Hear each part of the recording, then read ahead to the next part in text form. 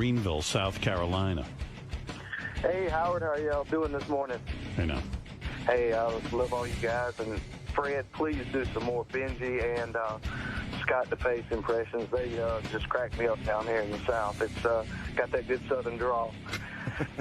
just wanted to get your thoughts on the Super Bowl and Artie's thoughts also, since he's a big football I'm not even fan. going to watch the Super Bowl. I've already decided. Really? You care? I don't care, and it's like I haven't watched football all season, and I'm way into chess, so I'd rather play a game of chess if I have some free time. You can't play chess and watch the football game. no You don't way. multitask like that? I don't even let Beth in the room when I'm playing chess. It annoys Really? me, yeah, because I say, Beth, I can't concentrate when you're in the room. I got to have complete silence. I'm not that good. I got to really think. And there's a clock running when you play. You know, you only have a certain amount of time. I know you want to play chess, but you can't play chess all day and then at 6:22 watch. We'll see. We'll see. Maybe I will watch. Especially since your wife is so invested in it, you know, because she's such a Yeah. Pittsburgh fan. She's invested in me. If you told her you didn't want to watch Super Bowl, would she not watch it? No, she'd watch it on her own. It is. It's on so late, too. That's the problem with the game. I'm having a It's Super Bowl ridiculous. party, and I told everybody they have to leave after Bruce performs. I'm serious. Yeah, well, then why That's would what I go? it is with us. But why would I go to your Super Bowl party Well, if I 'cause have to you're- leave in the middle of the game? Yeah, because it's just my neighbors that live across the street. Oh, okay. Like I didn't invite anybody from far away. Yeah, but Gary's got the home theater experience now, so he's like His now man inviting cave, everyone yeah. over. yeah, like every minute. Yeah. I saw your man cave. No, I got a theater. How many seats are in the theater? 8 seats and 3 stools. You got to sit on a stool for the Super Bowl? No, you can do whatever you want. There's a stool in the theater? Never heard of that. It's 2 rows. Yeah. You know, it goes up, and then the back row there's like a bar, like a piece of granite, and there's stools. They're very comfortable stools. I Why sat is there a in them. bar in a home theater? It's not a bar. It's like a A ledge? yeah, like a piece. Why don't you put a couch or something on the back? Because I built the one I wanted, not the one you want. No, but isn't it more comfortable? Don't get There's- defensive. no, but I'm saying there's the 8 whole- seats. Wait a That's what I second. wanted. The whole excitement of a home theater is that you're in a comfortable chair. Right, but you can also sit back there and you can have drinks and you can eat, and you know that's the experience that I wanted. Wow, that's a fucked up experience, dude. That's Well, because it's douchey. not yours. No, it's How not could a it be any theater. good? It's So not wait a a minute. theater. You And have of a course, theater? it's a fucking theater. You want to eat? Go in your kitchen. Right, And that's then- what you would do because you, God Or forbid, eat in anybody the chair, spill a crumb. or like eat in the chair in a nice, Howard, comfortable Howard, couch. Howard. So dumb. Exactly. It's goddamn stupid. Why do you care what's in his Exactly. It's stupid. No, because Oh, it's not what stop you it. think. It's stupid. Exactly. Listen to this, Artie. He put a fucking slab of granite. This is so Baba Booey. He put stools and a slab of granite in his theater. Yeah, it's unheard of. Yeah, You'll it never is. find another one like it. Because no one would do that. Of course Even the the fucking people would theater do guy it. probably was like, look at this asshole. Actually, the I theater guy went- thought it was a good idea. Yeah. I Sure. went to a movie theater where there Yeah. were stools and high chairs like in a bar. Yeah, that's Yeah. good. Left. I wouldn't go there. They serve food. Well, then If I had fuck to you, sit- you're not invited. If I had to sit in a stool, I wouldn't sit there. Well, then you Who have to chooses sit to at one sit of the for tables. hours on a stool in a movie First of theater? all, it's incredibly comfortable. The stools, they're Yeah. they're not Is there a they're back on 'em? High back leather Yeah. chairs. I sat in them for the other week, and they're very comfortable. You sat instead of sitting in the comfortable chair. You well, sat because in I had the a bunch stool. of people over. This is the whole thing. This is another one of So you couldn't even get the good chair. My wife is like, well, we invited people over. I'm like, fuck them. Let them sit in Now the listen, stool. I'll tell you why I'm right and he's All wrong. right, now you are right. Yeah, But it was I'm gonna fine. have to Gary agree with goes, you then. shit, I want to sit in my comfortable chair. And his wife goes, no, and rightly so. She goes, well, our guests should get the comfortable chair. You sit in the shitty chair. Right. But- Why should there be a shitty chair in But the you didn't fucking ask the, theater? Now the end of the you're story. making You didn't ask the end of the What's the story. end of the story? It turned out it was very comfortable. Yeah. Yeah, But you why? weren't sure. Now I know. Yeah. All right, so from now on, in your theater, even Yeah. when it's empty, I want you to sit in the stool. Do you think people in the audience are annoyed that we're comparing our home theaters? No, and I'm not complaining? comparing any home. I'm saying you put in a home theater, and you put in stools. That's stupid. But if I gotta only you put in know, stools- at first, I didn't think it was that bad, but I would be bummed if I had the stool. Absolutely. That, But now especially for that Super Bowl? Howard says that he doesn't want to sit in But the you guys, stool. here's the He guy. put it in his You're theater. missing the point. You're all missing. Here's the point. I guarantee you he rips out those stools No, and you- puts in a couch. Here's the point. Imagine a nice. It's a- comfy- you know wanna when we just go- fucking talk? You know when we go to screening rooms? yeah. We were fortunate enough a couple of times to be asked by movie studios to see a movie ahead of time because they wanted us to, they were a sponsor or whatever. That Sony one where we saw the first Spider-Man. Yeah. Amazing. So you go over to Sony, or even better, it was Paramount had one. We'd go in the building, and then you'd have these incredibly comfortable leather couches Yes, it and was chairs. great. And you have That's what I phones have. by 'em. Unbelievably comfortable leather chairs. Unbelievably comfortable. Yeah. But you can't sit them. That go all the When way you have back. company. But guess Of course what? I could sit in Your it. You neighbor's have sitting company, them. you can't. Dude, On it's Super Bowl, rare. where are you going to be sitting? It's rare. You're going to be in a He's stool. gonna be Everybody's going to be moving stool. around, actually. Okay. Everybody's We'll going see. to be moving around. I wouldn't. But I I'd grab also- my good chair. I But also nobody's don't gonna- understand why you have a man cave. That's where you're supposed to watch Super Bowl. No, you're watching it in the theater. Yeah, that would be dumb to watch it on a 130-inch screen, Robin. I agree. No, I think it's great, but I just think the chair thing is Wait, dumb. everybody's got a The fucking man opinion. cave I'd watch is it in where the you theater. play pool It's and gonna- you watch the Robin, game Well, and you watch I It's going to be on in every room. I'm Go just watch it telling wherever the you. fuck you want, except for you. Don't come to my fucking house. Gary, I'm just saying. I guarantee that in the future, you rip that out. You're and put wrong. a couch in. You're wrong. We Okay. love it. We've been there. We love it. We put some food up there. People go back and Well, have then food. you sit in that. You sit at that little marble. I haven't. table. It's not, and it's fine. But I don't want you sitting in the comfortable chairs anymore. I could do it. If, No. Because From now you on, you put sit in the stools stool. in. it's a rarity that it's full. Okay. You know what I'm saying? All right. So you're sitting in the stools for Super Bowl. I don't know where I'm throwing a party, so I'll be moving all around. I'll How be in many the man chairs cave. are there? 8. 8. Okay. There's 8 chairs, but he could have 12 chairs. Yeah. Instead, he put in I don't know that I actually a don't- fucking place for him to eat. I actually don't know that we could have You know fit. what? I'm You looking can't at you. eat in a Again, chair? nobody don't- listen. you I don't know that don't- we you could don't have need fit to it eat all that the way much. back Another place there. to eat is not necessary. Yeah. I mean, how many places does he need to feed? Well, it's not all about me, believe it or not. Sometimes you want to well, entertain people. Judging by the size of you, it's about you. Food is getting very important in your life. All right. Hey, Matt. Hey, what's happening in Philadelphia? Yo, Howard. Hey, Matt. Did you miss a couple of your therapy sessions, or No, I was have you in not been therapy. meditating lately? I was in therapy Why? yesterday, and I meditated this morning. But why is he asking? All over Gary. There's nothing wrong with Gary's setup.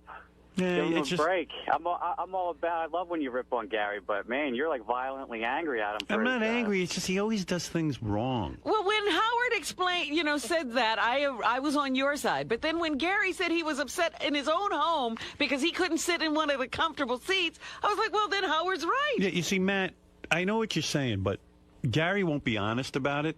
But you have to really listen carefully to I am Gary. honest about it. I designed it and I enjoy it. You have to really listen. Of course you designed it, but you did the wrong thing. You have to really listen to Gary, and Robin hit it on the head. As soon as I start, sort of tweaking him, Yeah, probing him. he goes, yeah, and the other day, we had a lot of people over, and Mary said I had to be a gentleman and take the back seats. And I was upset. Now, I mean, Actually, he said, fuck them. Let them sit in the uncomfortable. Right. I mean, so Matt, am I really wrong? I mean, okay, What happened, Howard? What happened? What's the end you of said the story? seat wasn't so bad, but Right, the seat was actually very comfortable. But You you would- still don't prefer it. you still are gonna. I know when the theater's empty, you're gonna sit in the good seats. I know it, guess Gary, and admit it. So what's wrong? I don't understand your point. What's wrong with that? It's. My point is that you should have put in 12 great seats. Stop talking. 98% of the time, I'll sit in the seat that I like. At 2% of the Why should you time, be 100% of the time? Why should there be any seats you don't like in your 'cause theater?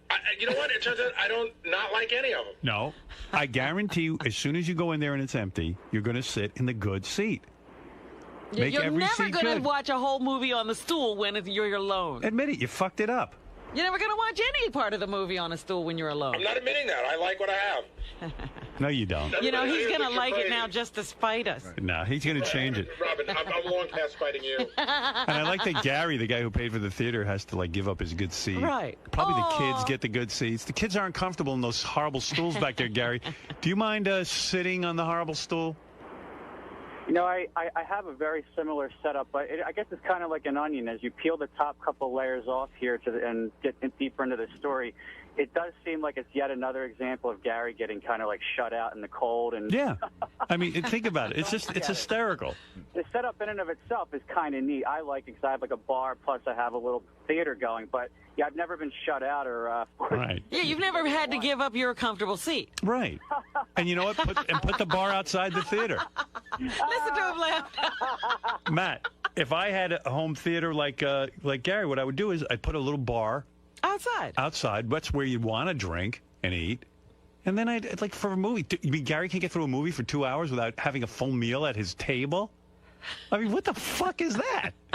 You know what? Go upstairs and eat a meal. Plus, a real comfortable chair, you could take something. Yeah, to you eat could take a drink Right, and and you have a popcorn. little, as Howard said, a little kitchenette kind of thing right outside the theater where you have your stuff, so you don't have to go upstairs or No, something. Gary needs a to big get it. counter so he can eat. God knows what he's eating down He needs, there. he needs to lean over the food. More to pasty.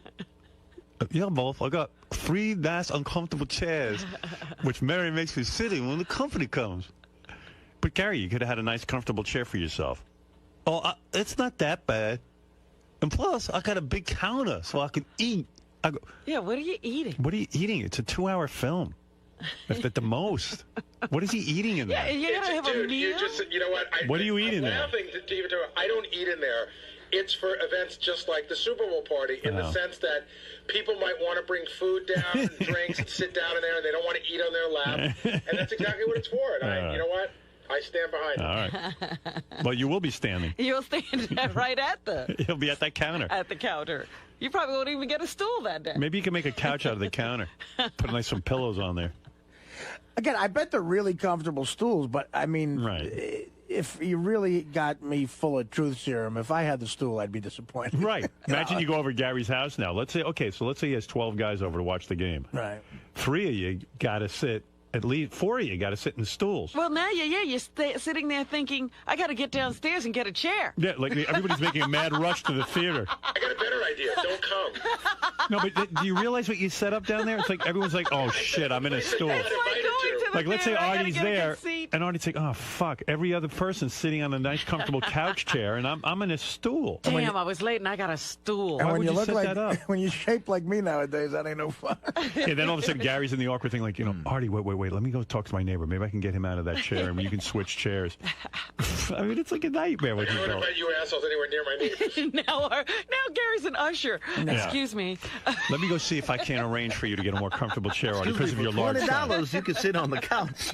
Excuse me, my Nightmare. coworker is obese. Yeah. Would you mind? Artie is more important in my life than you, and would you mind sitting in the shitty stool? Artie's And don't having, worry, you'll be closer to the big food over there. Artie's having trouble breathing. At the, He knows I'm right too, and it's killing him. He's not going to admit it, though. No, you just rip it out and just admit it, just once. You can't believe the pain I'm feeling, how it's Yeah, killing. of course.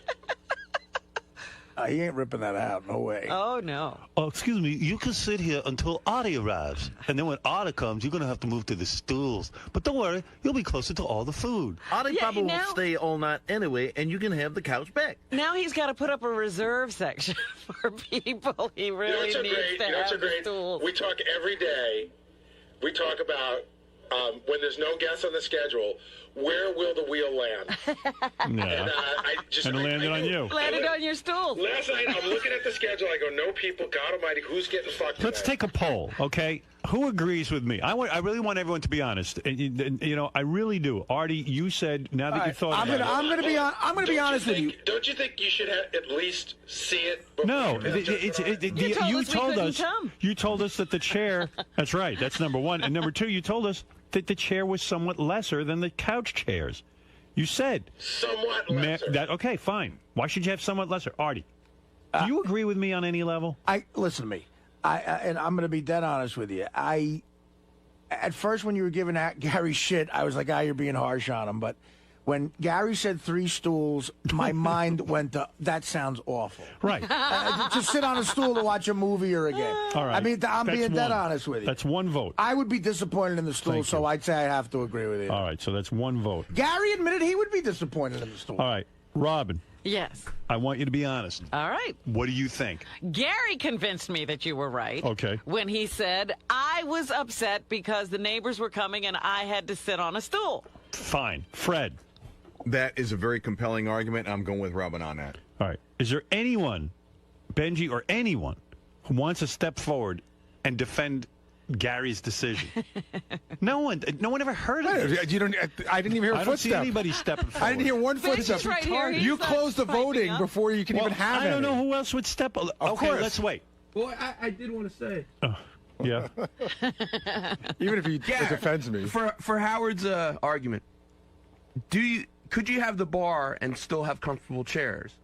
I do have a bar and comfortable chairs. Could you have more comfortable No, I chairs? didn't have enough room to do everything. No, you can't do everything. You got to make a decision. First of all, there's no home theater. I bet you his is the only home theater in the country that has that. I don't think I've Then ever to seen... have both, I would agree with Gary. What? No. I think it's worth having the bar in the room. Okay. I mean, you have to You're see such a you have to see the douchebag, Benji. setup. You're a fucking asshole. Yeah, because he doesn't agree with you. I'm so tired of you. Because he doesn't agree with you. But you hate anybody that doesn't agree with he you. wants to be different. He knows I'm right. He had a genuine opinion. No, he's a douchebag. Benji, which chair do you want to sit in when you go to Gary? I wouldn't include him whether he agreed with you or me. But I just don't include him in anything. It's all right. Because he didn't agree with you. He's a horrible human wait a being. minute. Even his analysis is dumb. Benji, where do you want to sit in the theater? Definitely. I want to sit at the bar. Go ahead, Benji. Say it, you if retard. I'm eating... No. Where do you want to sit to watch a movie? Definitely a comfortable chair. Thank you. Okay, good. That's what's done in the theater. You watch movies. You don't eat. You can eat in your chair and have a little popcorn. There's 100 places to eat in a house. Yeah, the idea is to sit in this really amazing, comfortable chair. Benji, you're not even agreeing with yourself. Get the fuck out of here for once, asshole. Like How you're often such are you an asshole? and you have to You're send just an someone to asshole. another room You got to to hear eat. this fucking idiot. This Benji, he was on the wrap-up show. I forgot to play this. The wheelers movie. Goddamn douchebag. Don't worry, I'll get back on Aren't you. you glad? I'm going to get back on you in a minute. I invited Benji to dinner. Pass right over me. And I told you he was a half hour late. Yeah. That fucking asshole. And I go, why are you late? So they got him on the wrap-up show, and Benji explains why he's late on the wrap-up show. And really, this is just mind-blowing. Let me see if I can find it, first of all. Here it is. Why Benji showed up a half hour late for dinner. Howard said, you're sort of on the fringe of the Fab Five, or whatever you want to call it. Wouldn't you take, great pains to make sure that you're there earlier, because you don't have that far to travel either? Well, Howard had said it's at 7 p.m., and I thought about saying to him in advance, hey, do you mind if I get there like a half hour late? But why? Already you're why are you being fashionably late? Why are you making trouble? Because I like to sleep first during the day. But see, you're off. And this isn't about Howard. I mean, but I decided not to make a big deal about it and just try to get there as soon as Some of this is about Howard, but I'm going to take Howard out of the equation for a minute and say we all worked at IBM, and our big boss, who doesn't take us out very often, said, I'd like to take you guys out for dinner. If you walked in 20 minutes late, it's as big an issue. It's sort of like it's rude. And it's, especially when it's your boss and it doesn't happen very often. And listen, I'm not saying I'm a goody two-shoes, but I'm going to tell you right now, Mary came in on the train, and she had to have a choice of a train that got in at 6:15 or 6:45. The 6:45 train probably would have made us 5 minutes late. I'm like, there's no need for us to be late. Right, yeah, it was a bad idea.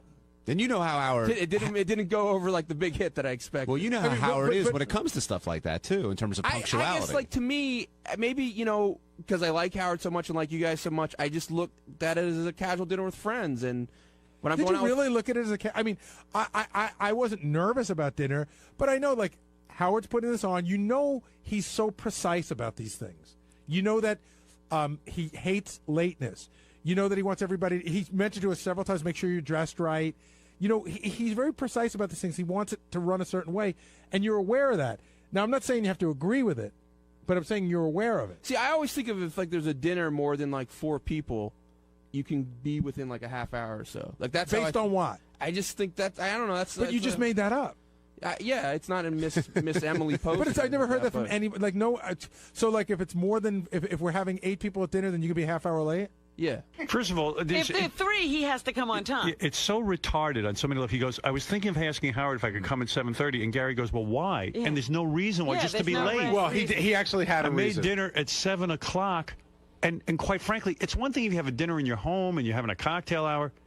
This is a restaurant. People get there, they're hungry. Make a reservation. The table is reserved for you for a certain amount of time. I don't want to sit there and wait a half hour to order my food. I want to eat. And why would you be late anyway? Like it's what is his reason for needing another Benji, half hour? If I had said dinner at 7:30, then he would have said, "Well, I'll come at 8." I have to come at 8. I'll come at 8. What if I said midnight? He'd say, "I'll be there at 12:30." I'll be there next week. But were you busy Retarded. doing something before the dinner? No, he wasn't busy with anything. What is he busy with? He has nothing going on in his life. Howard, he didn't start and get ready, if I'm not mistaken, until 6:15. Yeah. Which means he was planning to be late. I was getting out of the shower and dressed and into a cab around that time. Yeah, and I mean, and like, so Fred's rushing. Everyone's rushing to be on time because that's when we're eating. I was so pissed. I was just like sitting there going, listening to this shit. And I'm like, and then he says, well, there's a rule. If there's more than 4 people, you can show up within a half hour, and it's like, well, It's his rule, Benji's rule. it's the Benji rule. And Benji doesn't get invited anywhere. And Benji doesn't tell anybody his rules. So and then even Because you like with could the have told Gary him thing. then the dinner was at 6:30. Even with the Gary thing, he goes, "Yeah, I would like to sit in a comfortable chair, but I agree with Gary." It's just everything's dumb. It's It's contrary. just yeah, it's contrary. He's I knew, and I knew he's it. Mr. Contrary. I knew he'd have to find a way to be Right. He's contrary. the contrarian. He's got to be the one who steps out. You'd be so much more interesting if you gave a real opinion. Oh, Your mic's shut up. off. Shut the fuck up. I hate you. I'm I don't like you. I'm a I don't like libertarian. you, Benji.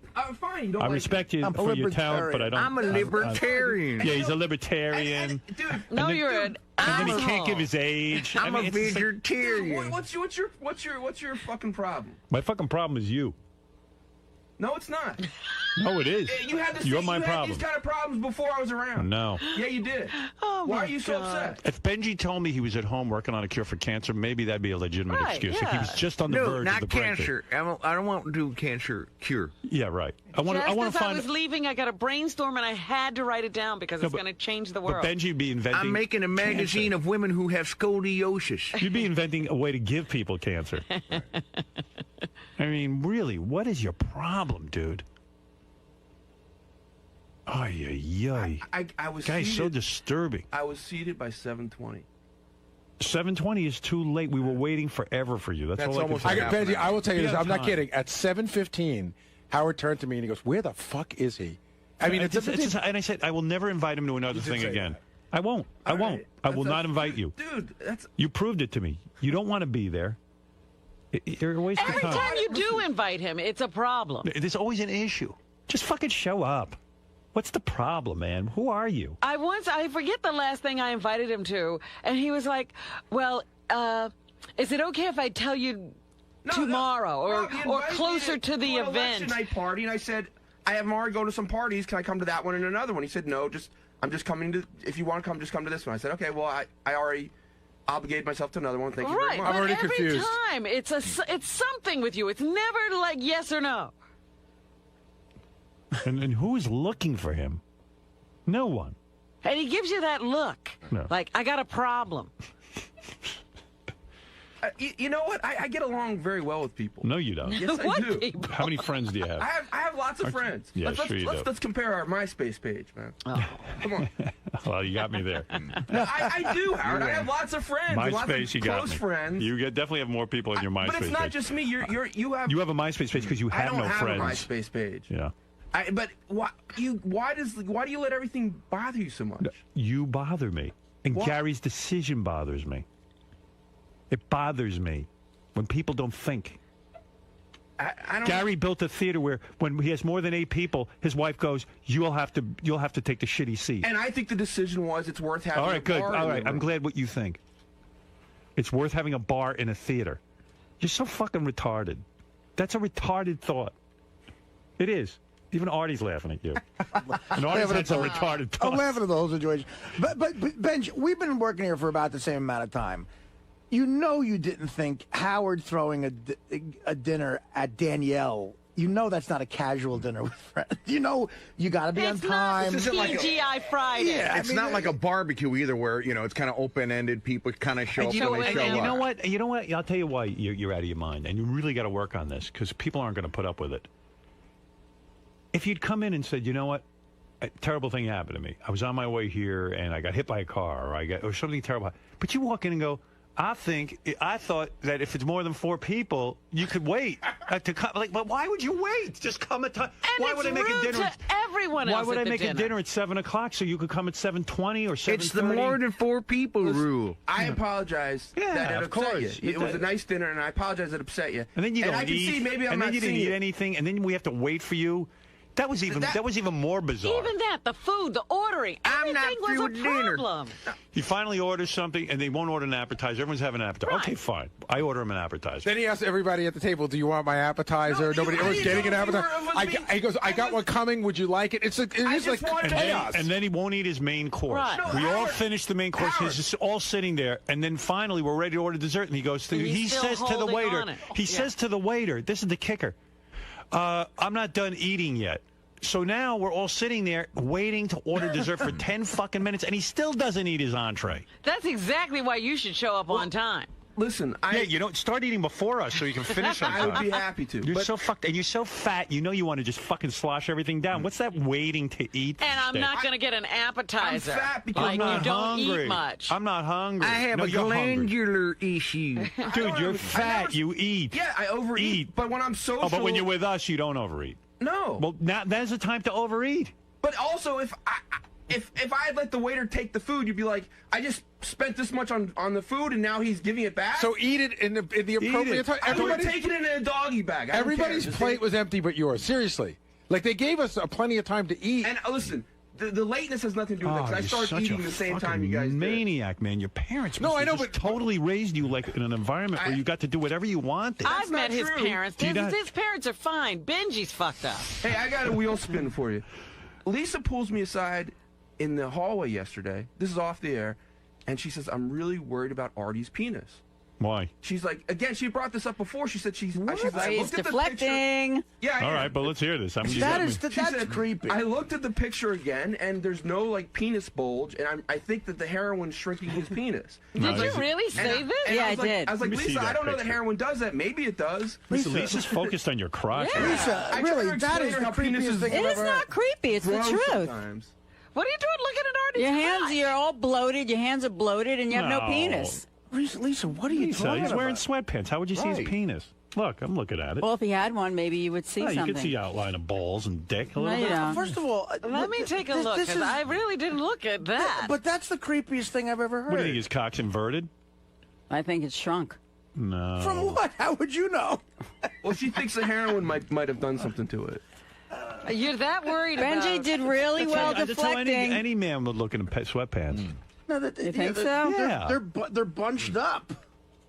I think you're off base on that. Now, Lisa, And how do you know they didn't airbrush? Maybe he bulged so much they airbrushed it. Lisa's trying to be outrageous now. With the No, Lisa I'm not. The Yes, you are. Lampanelli Yeah. connection. No, I'm not. Mm-mm. Yes, you. I mean, you're being weird now. That's actually Why weird. don't you show your penis to Lisa? Take her in a I private actually She room. might, wants it. I actually might go to Human Resources now. Yeah, I think you're being sexually harassed. I have to agree with that. At first, I thought it was a joke.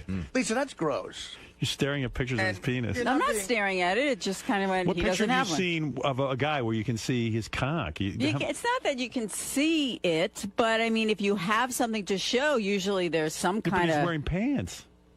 right, I'm and there's seeing- nothing there.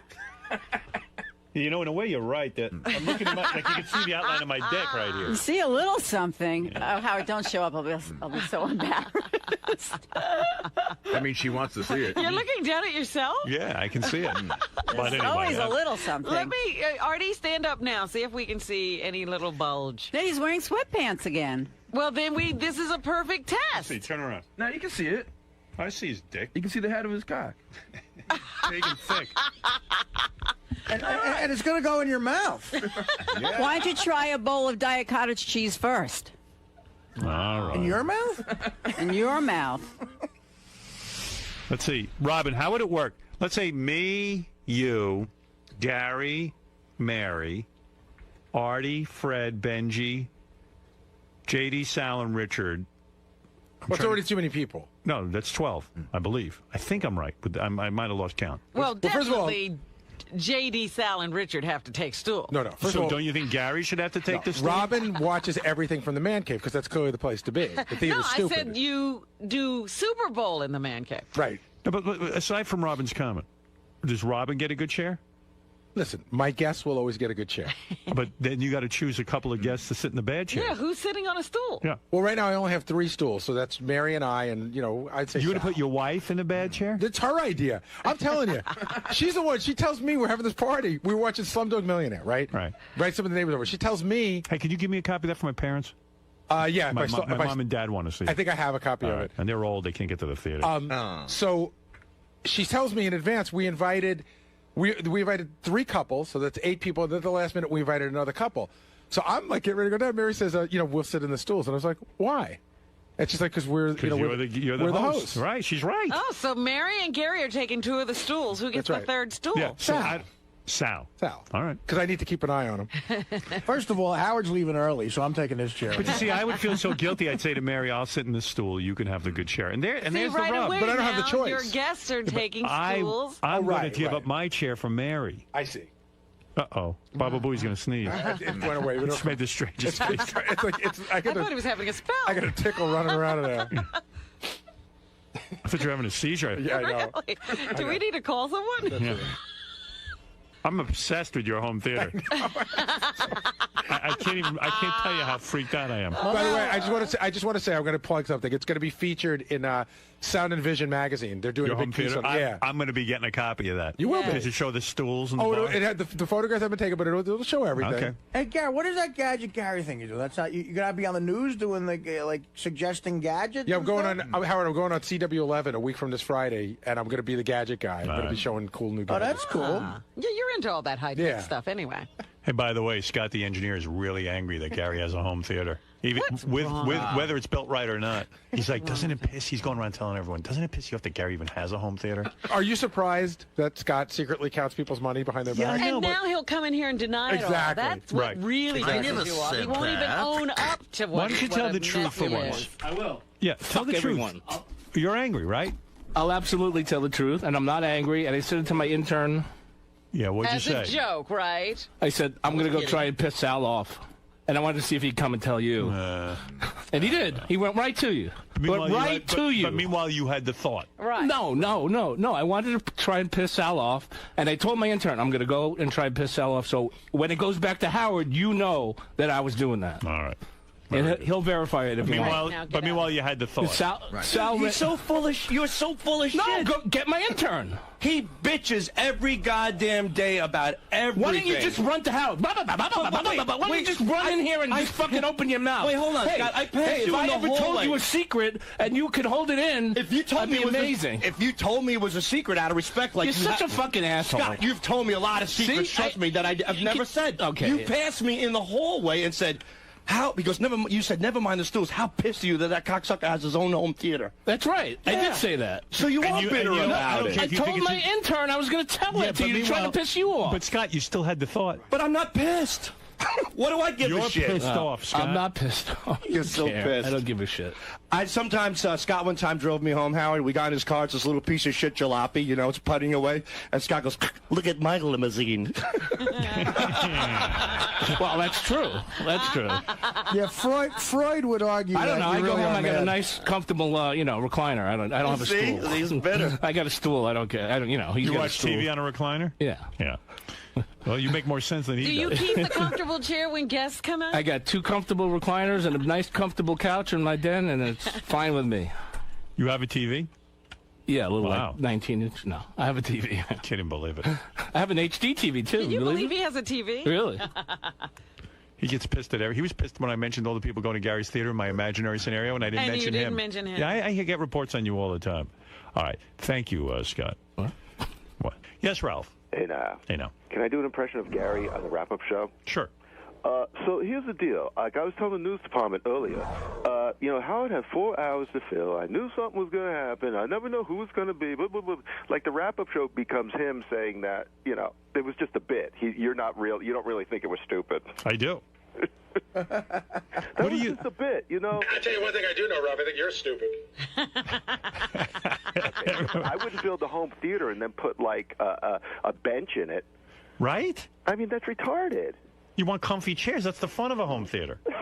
And he won't admit that he's wrong. Here's he just won't rip it out and just take care of the problem. You want to hear something really retarded? A guy who's got way too much money. Like, in what world would Bob Booey ever have a home theater? Right. Okay, listen to what goes on in Ralph's world. Guy's got an HD television, right? Giant HD television. You watching any HD programming, Ralph?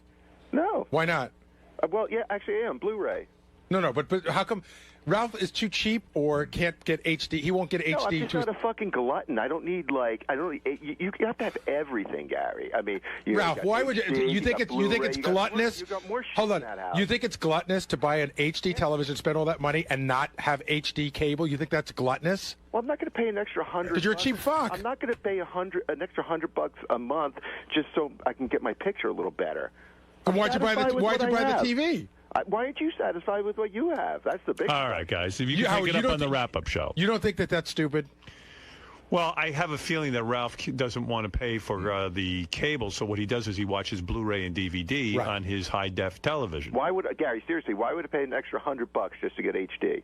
First of all, I can't believe it costs $100 to get HD. It does. With cable. I don't want to bore you with the math, but it does. All right. Hey, anyway, guys, you can take it up on the wrap-up show. I'm sure it'll be fascinating. But again, Ralph just sits at home all day. He doesn't do anything. He doesn't produce anything. He doesn't generate anything. I'm not even sure he still gets a check from you, but he's got a plethora of opinions. Somebody had to get hit, and it was my turn. Well, keep talking. It'll be your turn, dickface. Not my turn. All right, Ralph, thank you for your thoughts. This is me, and then it went to Artie, and then Benji. And I think what I'm hearing is somebody who was jealous that they didn't save his money for the last 20 years to have his own home theater. No, I have a home theater. Yeah. My couch is in front without HD television. He's got a screen and he's got a couch. Yeah, that's my home theater, man. All right, thank you. Thank you. All right, enough with the home theater. All right. It's causing all kinds of rifts. Is it enough, Howard? That's enough. It's officially over. Yes, Dave. Hey, Howard, it is generally an honor to talk to you. I gotta chime in though. After this home theater thing, I used to be in this business for 7-8 years, and the fact is that if the client was a complete asshole, I would let him spend his money on whatever they wanted. Right. What do you care? Yeah. Exactly. But the fact is, if they were decent people, I mean, they truly listen, et cetera. The first thing I'd tell them is, when you're building a theater, understand it's for movies. Okay, have a kitchen outside the room, right. Or a bar area outside the room. The other thing that they would try to do is, we want speakers in our dining room, and I tell them, listen, dining is for conversing. We're going to talk here, and the rest of the house, just turn up the volume just a little bit. Right, just so you have a little ambiance. Right. Exactly. You put the comfortable seats in the theater because it's a theater and not a nightclub. Yeah, you know what it is? It's a case of wanting to cram everything into that one room. In other words, I'm going to have my eating area. I'm Make going it to have multi-purpose. Yeah, we're going to have guests. We're going to serve food. Howard. It's a theater. It's for a theater experience. Can I ask you a question? Dave, as a man in the business, thank you for calling in because that's my point. Yeah. No, it's a man who used to be in the business. No, yeah. I think he said he's out of. Are you still in it? I still do it on the side. I built theaters all over the country, a lot of them in magazines that you're published in, Gary. And again, I'm a techie guy, so I really like the things you say. But I do have to go with Howard on this one for the sole reason, again, it's a family or guests sitting in a comfortable environment. The room has a purpose. In other words, as you say, would I build a dining room and then put a greenhouse in it? I mean, you don't have to. In other words, it has a distinct purpose. It's 2 minutes ago, theater. you said it was enough. I know. Well, Dave got me charged up. in. Yeah, I mean, I And you're realized, still fighting. He knows what. He I knows. didn't realize a professional home theater guy was going to call it. Yeah, that's a weird thing too, because almost any guy could be a professional home theater That's guy. bullshit. He understands that too. Like you could just say you're one. No, but there's a lot of guys who do it who aren't that good Well, at it. you're right, but I'm CEDIA certified. I've done this for a long time. And Gary, I'm not going against. I've had clients do it, but again, they were the idiots that didn't listen. Not that you're an idiot. But I got to tell you, this was Dave.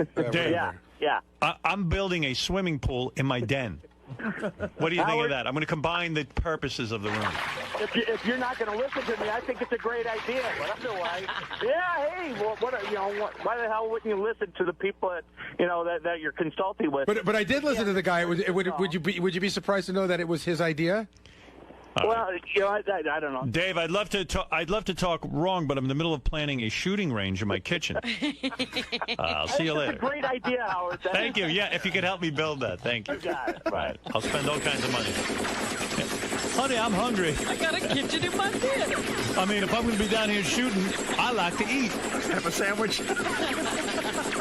So, Gary, why do you think Howard's so hung up on this home theater thing? Because there's no guests on today, and because he gets a thought in his head, you can't get rid of it. Now, does it bother you that in the beginning, mostly everyone seemed to be on your side, and now it seems like everyone's against you? I don't really care. I genuinely don't care. I just look at it as killing time. I'm sure. Listen, maybe in his mind he thinks it, and maybe 15 years ago I would have really been bummed out about it.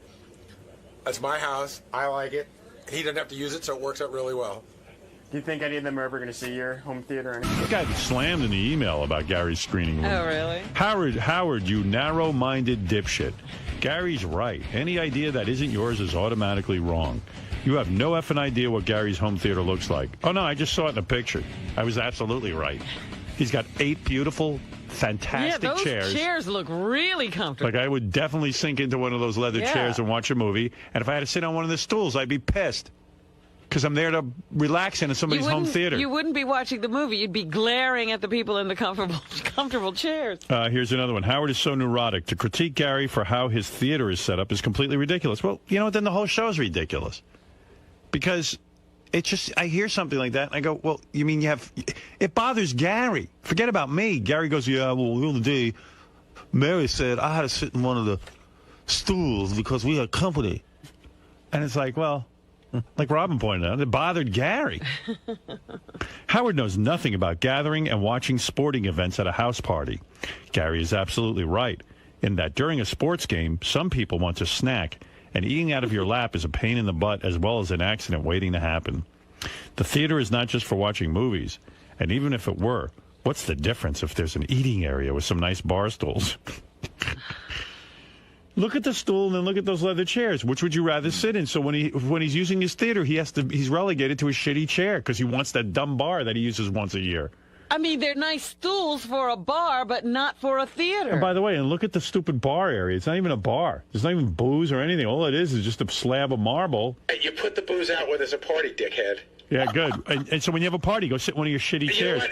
How about everyone goes to a bar, has their drinks with them, and just sits there with their coaster? And if there was booze out there, you go, look at that asshole. He puts fucking booze out in a home theater. He's an asshole. No, that's not what I'm saying. You have a whole house for booze. He has a man cave. Yeah.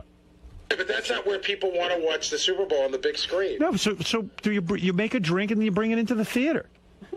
I would feel it's not worth giving up 4 chairs. Here's a crazy idea. While the game is on, in order not to miss a moment, you just go in the back and make a drink and watch the game. Here's a crazy idea. Just make your drinks in the other room during the commercial and then sit down in a comfortable chair. Okay, here's an idea. Nobody wants to miss the commercials during the Super Bowl. Yeah, okay, all right, Gary. That's why you're going to be sitting in a shitty chair. He designed this just for the Super Bowl. Yeah. But Gary, meanwhile, guess what? You're not going to be sitting in a nice chair. You're going to sit in your shitty chair by the bar. Yeah. I designed this room to have fun, a concept that's foreign to you. Have fun on your stool. Gary's trying to pack 20 different things into one room. Could you guys go back to the here's an idea thing? Because that was really working. Here's an idea. No, here's an idea. No, here's an idea, boy. You know what, Gary, I hate to give you some more shit, but I would feel like the bartender in one of those stools. Yeah. I mean, because if the booze is all out, first of all, it's tough to see over the booze. Yeah, how could you see the screen? And what's that shitty white... You guys are fucking retarded. What's that shitty white square on the wall there? That's a light. That looks like that's a panel. No, that's a panel. Is that a speaker? Oh, no, that's a speaker. That's a speaker. Why don't they cover that? It is going to get covered. It's not completely done yet. It's going to be covered in acoustic panels. Oh, I'm sorry. I used it before it's completely finished. And why is that socket all the way up on the bar, sticking out over the chair? What are you talking about? The light socket. The socket. It's a socket over your bar. The electrical socket. What the fuck did you do? Yeah. Look at that. Look at that Why socket. Why is that there? Yeah, so you can plug your head into it. Like, why would you put a socket there? Shouldn't they be on the other side? Of course. Where you couldn't see it. On the side where the chairs are. He's got in the middle of the bar, right behind somebody's head, is a big light socket. Because if you're using it for a blender or some sort of thing like that, put it on the other side. Put it on the other side. Otherwise, that cord is going to be hanging over the bar and maybe even sticking out in the back of somebody's head. Yeah, absolutely. Gary, really way to go. You know what, man? I'm going to close it up. It's all wrong. Admit that you've got two. He's got 2 sockets. Look, there's one and there's another one. There's probably 3. Gary, why in God's name would you bring in a picture of this? Why would you put the sockets over there? Oh, my Why would you buy $800 bottle of wine? No, but why, Gary, if you're trying to design something, why aren't they under that slab of granite on the other side? Yeah, leave him alone. He's happy. Yeah. Now, first of all, the room is gorgeous. It looks great, but you know. Here's another one. Baba Buhai is correct. You need multiple seating. Everyone's agreeing with Gary that I'm nuts, but okay, whatever. He knows. You need multiple seating when you watch a movie? Yeah. Wow, Howard's being such an asshole this morning. What the fuck? You know what shithead he is? Just because you don't like something doesn't mean it isn't good for someone else. I didn't say it's not good for him. It's just he didn't think it through. Well, what's the difference, Howard? What's the difference? What you just said, really, think I'm just saying, your room isn't designed properly. And obviously you think it's not good for me. It isn't good for you, but you're happy. You're dopey. I said, if it's not good for you, why is it not good for me? Listen, Wendy the retard's happy just, counting to 5. But it's not great for her. Actually, it is great for her. No, it's not. It's like she wants a full life. Yeah, she can't get anywhere with Because you're that. retarded and you love your theater, it doesn't mean it's good for you. Now, get out of here. Honestly, it really, as a guy who used to work construction, that aggravates me that's where the socket is. Yeah, it is. It's really crazy, those sockets. No, that's for the little TV. Instead of watching the big screen, I like to watch from the bar the little TV. Gary, you should. You know what? That's a serious thing. You should really ask why the fuck they put that there. Gary, seriously. You know what? I'm going to ask him right away. You know what? I didn't even notice that you guys pointed out. I don't know. Again, the guy put it there. I think there was a reason, and I don't know There's what no it is. reason. What's he going to plug I in genuinely don't fucking care why it's there, Artie. Okay, Gary, all right. Gary. All right. When you build to code, you have to put sockets in, you have to put a certain amount of sockets every couple of feet. Right. But he could have put them down on the floor or put them behind the bar. Why? They're just, it's ridiculous. You got to admit I'm right about that. You know what? I didn't even notice it until you brought it up. And You didn't notice there were 3 big sockets? Hold on. You're probably right that they shouldn't be there. Again, I'm not sure why they're there. I'd have to call the guy and ask him. But it doesn't bother me. And you're the first person that noticed it of the 50 people who've already been through there. Everybody notices it. They don't want to bum you Well, out. Gary, Yeah, when you do plug in a blender and the cord is going over the Well, it's granite. not. There's plugs on the other side as well. So I'm not sure why they're there. Oh my goodness. Oh my God, I know. Maybe right? it's not a crazy. socket. Maybe it's not a socket. It could be What? something else. No, it's a socket. I'm wondering what it is. You know, I gotta look. I don't even know. It may not be a socket. Yeah. I don't know. It's a design. It's designed to look like a socket. It's an element. It's a fake socket. It's a socket. It's 3 big sockets behind your head. Also, if a kid is playing around on that back road, To stick their fingers in there and they get shocked. Right. Oops. But the other thing is he's acting as if nobody's ever going to take a drink or something to eat to one of those big chairs.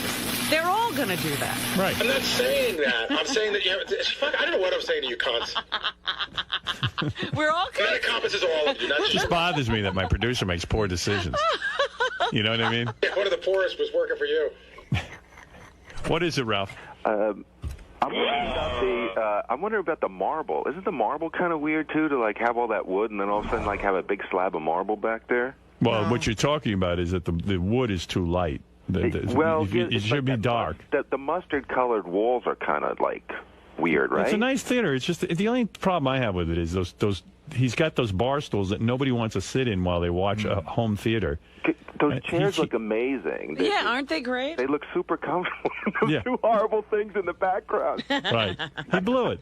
And you know what, though? That's easily fixable. They can rip out that dumb bar that's never going to be used, really. And put in more chairs. And put in just another row of chairs or a beautiful leather couch to match those chairs. He won't do it. I can't do it, Bull. Gary, I don't want to be wrong. Could you bring in some pictures at other angles so Howard could look it over? That theater would be perfect if it had another couch in the back. Oh, how nice would that be? Oh, wait. Gary's got pictures of his entire house and his floor plan up on this website. Oh, really? Really? Yeah. Really? Why did he do that? He must be getting paid. There's pictures of him building the house and him standing around the house while it's being built.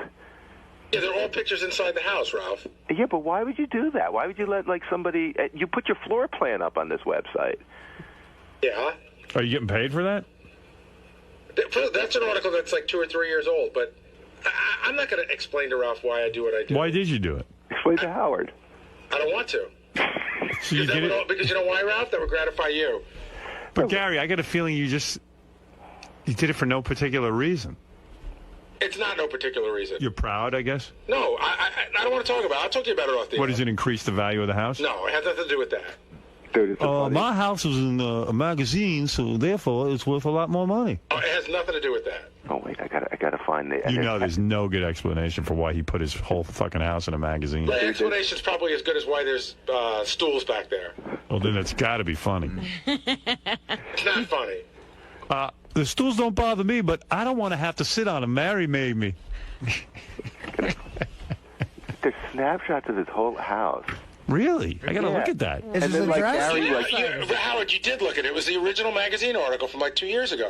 What was the reason, though, for doing it? You got paid, right? I didn't get paid for it. But you know what? The reason I did was I got a lot of the stuff that was used at a reduced price because they knew it was going to be in the magazine. Oh, in other words, it's like a designer showcase. If you, I guess in a way, like people. So you got paid. I guess, I didn't get money, but I did benefit from it. Gary and McCabe in the great room. Hello. Gary doesn't understand, like, getting cheaper furniture is the same as getting money. Yeah. But you're saying money... I didn't get. But there's a big difference between I benefited from it, but I didn't get written a check. When you say you got paid, it's like it's the same thing. It's not, because people will think that somebody handed me money, which is they did. In other words, you got, instead of having to pay full price for furniture. What? God, now he's. We're gonna fucking argue with you all day. I'm not arguing. I'm just saying you got paid. If you're not arguing, shut the fuck up. You don't know you got paid? Shut up, and then we won't be arguing. You don't know you got paid. You don't know that getting cash is the same. Let me ask you something. Let me ask you something, Gary. Gary, because you're my producer, I got to understand your mentality. Getting paid means somebody handed you money. Okay, So let me ask you a question about that. Similar. I did. One of the ways of getting talk all day. I don't give a fuck. I'll ruin your fucking show. One of the ways of getting paid. Wow. One of the ways. That is ruining the show. One of the ways of.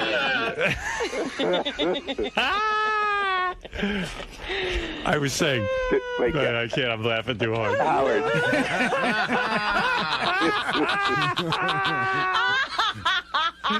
One of the ways. Come on, Gary. Oh, God.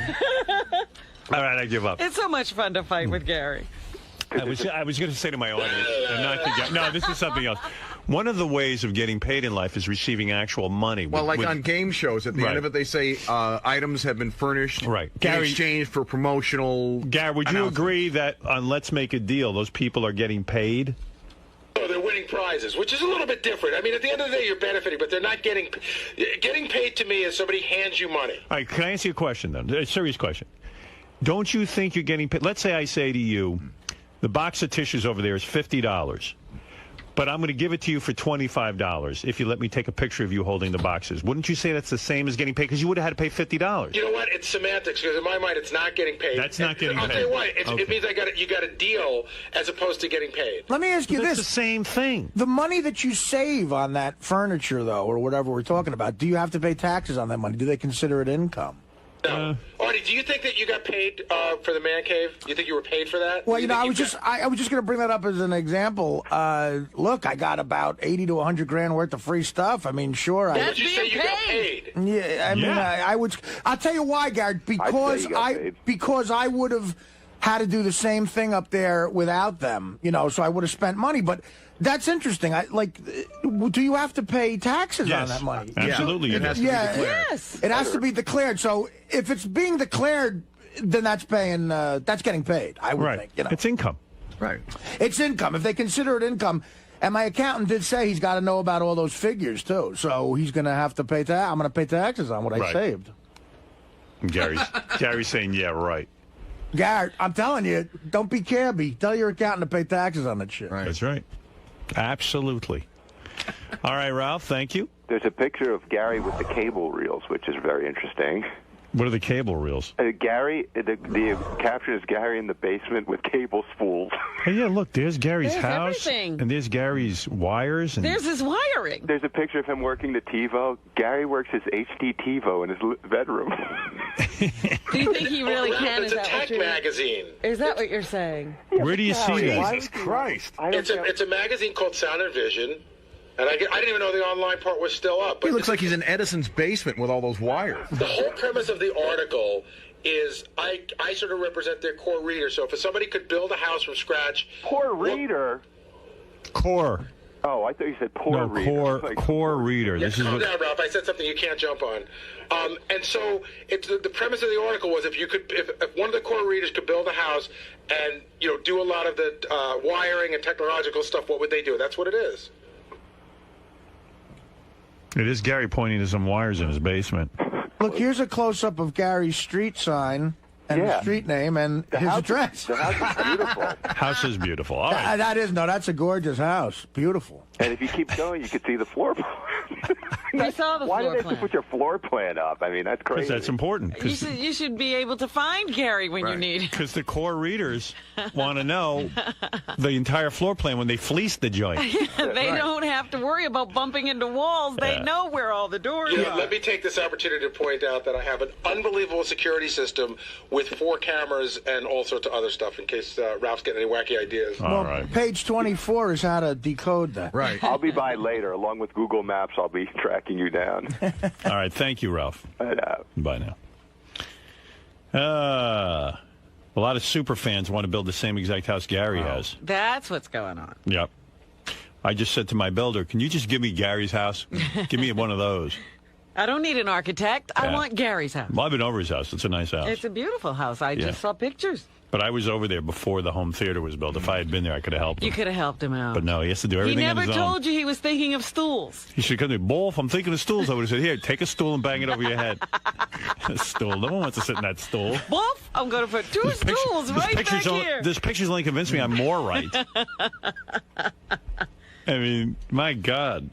That stool would be nice in the kitchen. Yeah, they'd be great Right. at a counter. Yeah. in It's the a kitchen. it's a kitchen in the middle of the theater. See, now I'm pissed because, I mean, technically, I want an invitation over there to hang in that home theater. Yeah, you get a comfy chair, though. Oh, You know that. I know I'm not invited. Brett, go ahead. That was the funny. I'm a long-time listener, Howard. That's the funniest thing Gary's ever come out with when he was trying not to hear you. Totally priceless. Yeah, it made me laugh. Hey, Howard, could you do me a favor? Yeah. Do Gary when he walked on the plane. That's the second best. When Gary was on the plane and he fell asleep after Arsenio appearance? You're right. All right, well, real quick, here's Gary. I've just come off the Arsenio appearance. I upgrade Gary to first class because I need someone to talk to. I've just been traumatized. I got thrown off a network television show. People were booing me, and police escorted me to the airport. I sit down in my You were chair. thrown out of California. I was thrown out of California. You were essentially. escorted to the border of California. I sit down in there, and I say, Gary, and he's asleep. And I'm waiting for him to wake up so I have someone to talk to. And then all of a sudden, I hear this.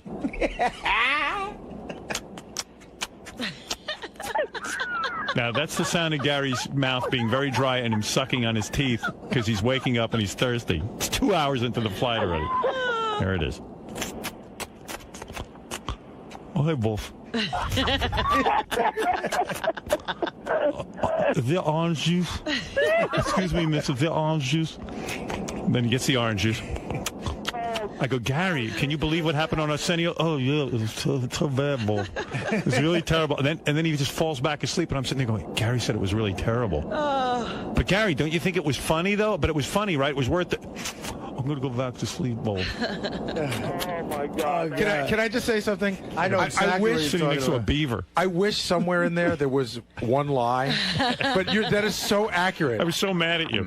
I said, I need to talk to someone. Just tell me it was a good appearance. The only thing I could say is I remember we were standing on line, and you said, I'm going to bump you up to first. And I said, I'd rather sit in coach tower because I just want to sleep. Yeah. And you go, no, I'll take care of it. I go, no, really, I'd rather sleep. And the only reason I did that is because I just needed someone to talk to. I know. You know what? That's a thing I can look back on and say, I was wrong. Well, that's why my agent I is was so young. great. See, if my agent had been there, Don He would have been with you. Don would sit there and endlessly go through my neuroses and go, no, I think it was good. Here's why it was positive. And then he would tell me, look, there was some controversy there. You're going to take some heat, but Oh, forget. But at least he talked to me. I know exactly what you're talking Gary's about. No, because you can't speak to someone who's just had a thing like that, like a performer. You got to be very definite. Like, no, it was great. Yeah, and here's everything's fine. I would have loved to have been up for 6 hours to have that conversation. No, but like I understand what Howard's saying. Like, you just get up and say it's awful. It was awful. Like, why was it awful? What freaked me out? Was here's this wild thing that just happened. And Gary was right there with me, getting escorted out of the building. And yet he was able to go right on the plane and go right to... It didn't bother him a bit. Nothing fazed him. You couldn't even close your eyes. Yeah, I mean, Arsenio had fooled me even and said, can you go backstage and wait because I'd like to have you back on at the end of the show. And I went, oh, fine. And I go back and then the police come and take me out of the building. Oh, my God. And I'm like, how is this motherfucking beaver-looking bastard sleeping? Yeah, you just want to say, can you believe what just happened to us? And I'm watching. Wolf. Wolf, is that oranges? I don't take the plane pull back from the gate before Gary fell asleep. I'm going to tell you, this is the God's honest truth. It's one of the very few times ever that I was able to fall asleep and stay asleep before the plane took off. Yeah. And except for getting up for the orange juice, the way I woke up was when we landed. The stewardess said, you have to move your seat up. Yeah. I would have kept sleeping. Like a baby. He's like, nothing on my mind. You know what? It's a weird thing psychologically because I've never slept that comfortably ever. Yeah, because you hate me. Yeah, that's what must be what it is. No, I don't know. You slept that comfortably. You did the same thing. But I It's took not pills. that bad. I took pills. You did, right? I took Ambien. Already took 6. You left me to he watch. didn't take any pills this time. You left me to this watch was no pill. Under a Tuscan Sun by myself. Oh, if the movie would have been better, would it be okay if I slept? Yes. Hey, thanks a lot, Howard. Oh, both. Do they have orange juice? Gary, I can't stop thinking about the Arsenio appearance. Oh, yes. Terrible. I did not say that. No, you were just like, oh, I terrible. did not say it was terrible. Yeah, you did. And I you went did back not. to bed. That's the lie. That's the one lie you're telling. Time to get up. We landed. Gee, that was great. I'm glad you were comfortable. I was. What is it, Ralph? I have a request for an impression of a great moment in Gary history. The first time you made fun of his caps on the air. Oh, all right, I'll do that. We were at NBC, and I made fun of Gary's caps on the air at NBC, and then we went back into the office. Fred was there, not Al Rosenberg at that point, and they were Fred and Gary turns to me and he goes, "Howard, who told you I have caps?" I go, "What?" He goes, "Who's the big mouth who told you I have caps? I mean, who told you?" I said, "Gary. Nobody told me. I can look at you. I've known from the second I met you." He goes, "What? I never heard of that. No one's ever told me that I have caps. No one knows." I said, "Gary, everyone knows. Someone's going to tell you. I'm the only asshole who's going to tell you your caps look like fucking George Washington wooden teeth." You were the first asshole I ever met who told you. Really? Yeah. No one. You're Well, right. 'cause You no were one's right gonna about tell that. you, yeah. Howard would just tell you. Sometimes not even on the He radio. goes, "I know someone told you because there's no way anyone ever notices I have caps." Nobody knows I have caps. He's got 2 pieces of giant wood sticking out of his mouth, and no one knows. His teeth were bigger than they are now. Yeah, they were almost made out of wood, like George Washington. You know who's out in the hallway who's still shell shocked? Is Sal. Sal just came up to me and he goes, God, he's like really woozy, and he goes, all those years that I listened to the show, and Howard would bring stuff up, and you guys would say, "I told you not to talk about it in the air." He goes, "I always thought you guys were the assholes." Now I realize it's Howard. Howard's an asshole. Who told you I had caps? Wolf, do they have orange juice on this flight? Actually, I think that's too many words. Because the original phrase was orange juice. Yeah, orange juice. Didn't even say nothing except orange juice. Who told you I wore caps? Did Fred tell you? And I think there was one other line. Are they that obvious? I think that was. Gary's like that. They're not obvious. Are they that obvious? Right. The truth? Gary's like this on this new MTV Real World. There's a horrible tranny in the house, and she's like, "I'm not telling anyone." You don't have to. And everybody's like, camera going, we know it's a guy. All right, thank you. I see a lot of requests are coming in for favorite Gary moments for me to do. But Wow. I could do a whole, I'm doing a one-man show starting. Gary requested. Hey, how about an impersonation of Ralph working? Oh, silence. There is no. You can't do that. What is it, Dominic? Like a unicorn. Nobody's calling for that. Just one more. Gary walking down the aisle the day of the wedding. Ah, come on. That's enough of that. Have some decency. How many weddings have you had? Yeah, exactly. Do an impersonation of Dominic hitting himself over the head with a plate. Mayday. Yeah, that's a good one. All right, Mutt. What do you got for us tonight? Well, tonight we're going to talk about Gary's bar stools. I can't believe this lasted all week long. 2 days. 2 days. It's so funny, too, because I thought you were completely wrong, and then I saw the pictures today. And I'm right. So right. Yeah. There's no reason for those stools there. And that big slab of marble. I mean, Jesus. It's not a theater. It's just, it makes no sense. And I know people are going to give me a hard time in the email. And one guy said, "I can't listen, you're being such a dick to Gary." But go take a look at the pictures on howardstern.com of Gary's theater. And you tell me, would you sit in one of those stools if you could have a beautiful chair like that? No. Thank you. Having the bar with a place to put like some drinks and some food sounds great and all, but it's in the back of the room. You'd have to like walk past the chairs to get to it. And it's probably one of the best spots to watch the movie from because you have some distance from the screen. It's probably a great sweet spot for the probably sound. is the operative word because you've never been there. How would you know? Because I can look at the picture and know. That's probably a sweet spot right there.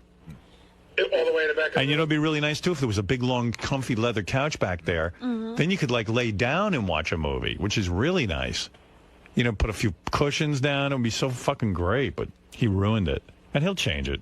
He knows I'm right. That's what's bothering him. That's why he's having that weird reaction where he's flipping me the bird every minute. And his teeth are getting dry. Is that you just think that you're a genius at everything. Not a genius. Radio, I'm just... That's it. No. Writing books, Turns out I'm a genius on you. Records. I'm a genius about you and your life.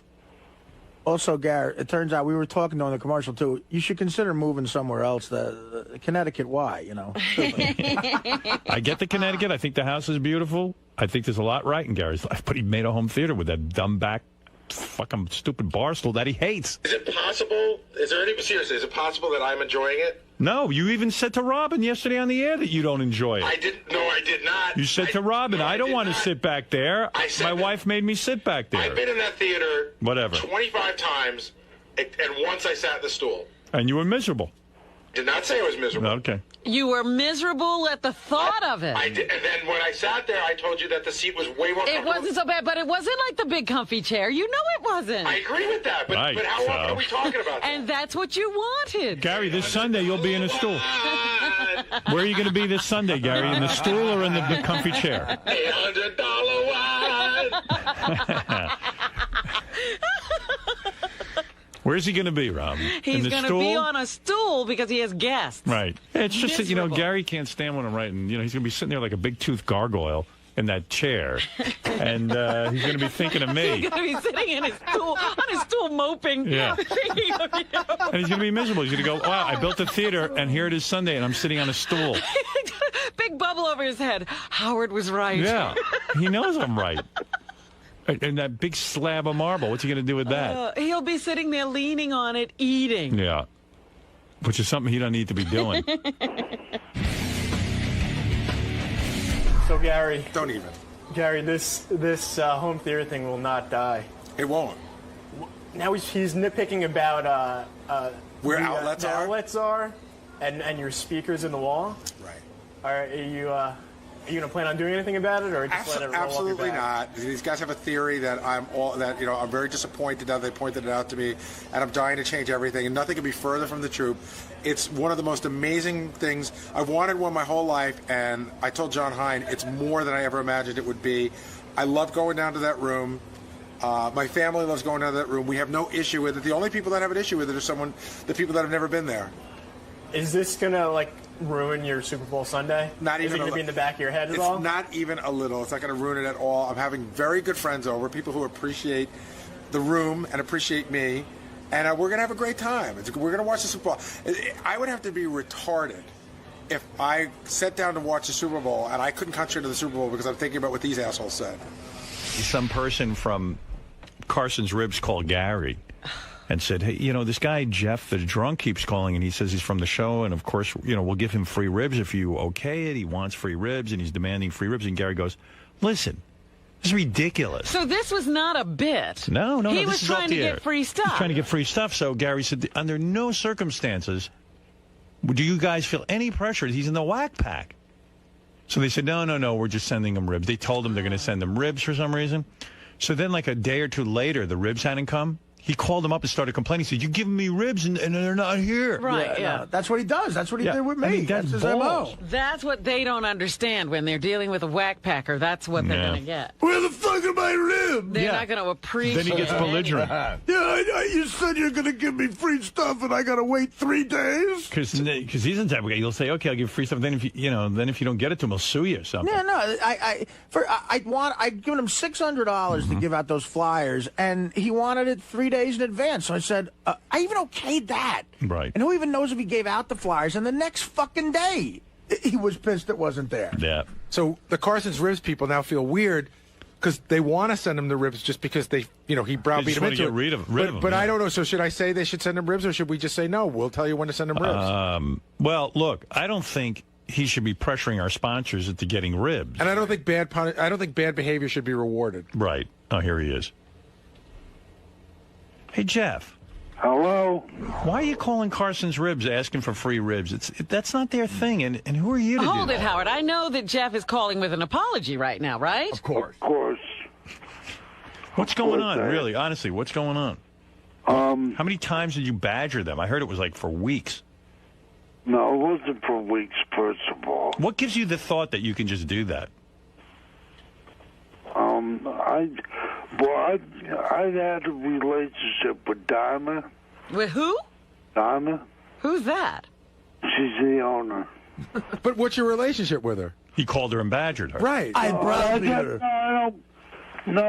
badger her. Jeff, take me through the process. You're sitting there. She's in Greece.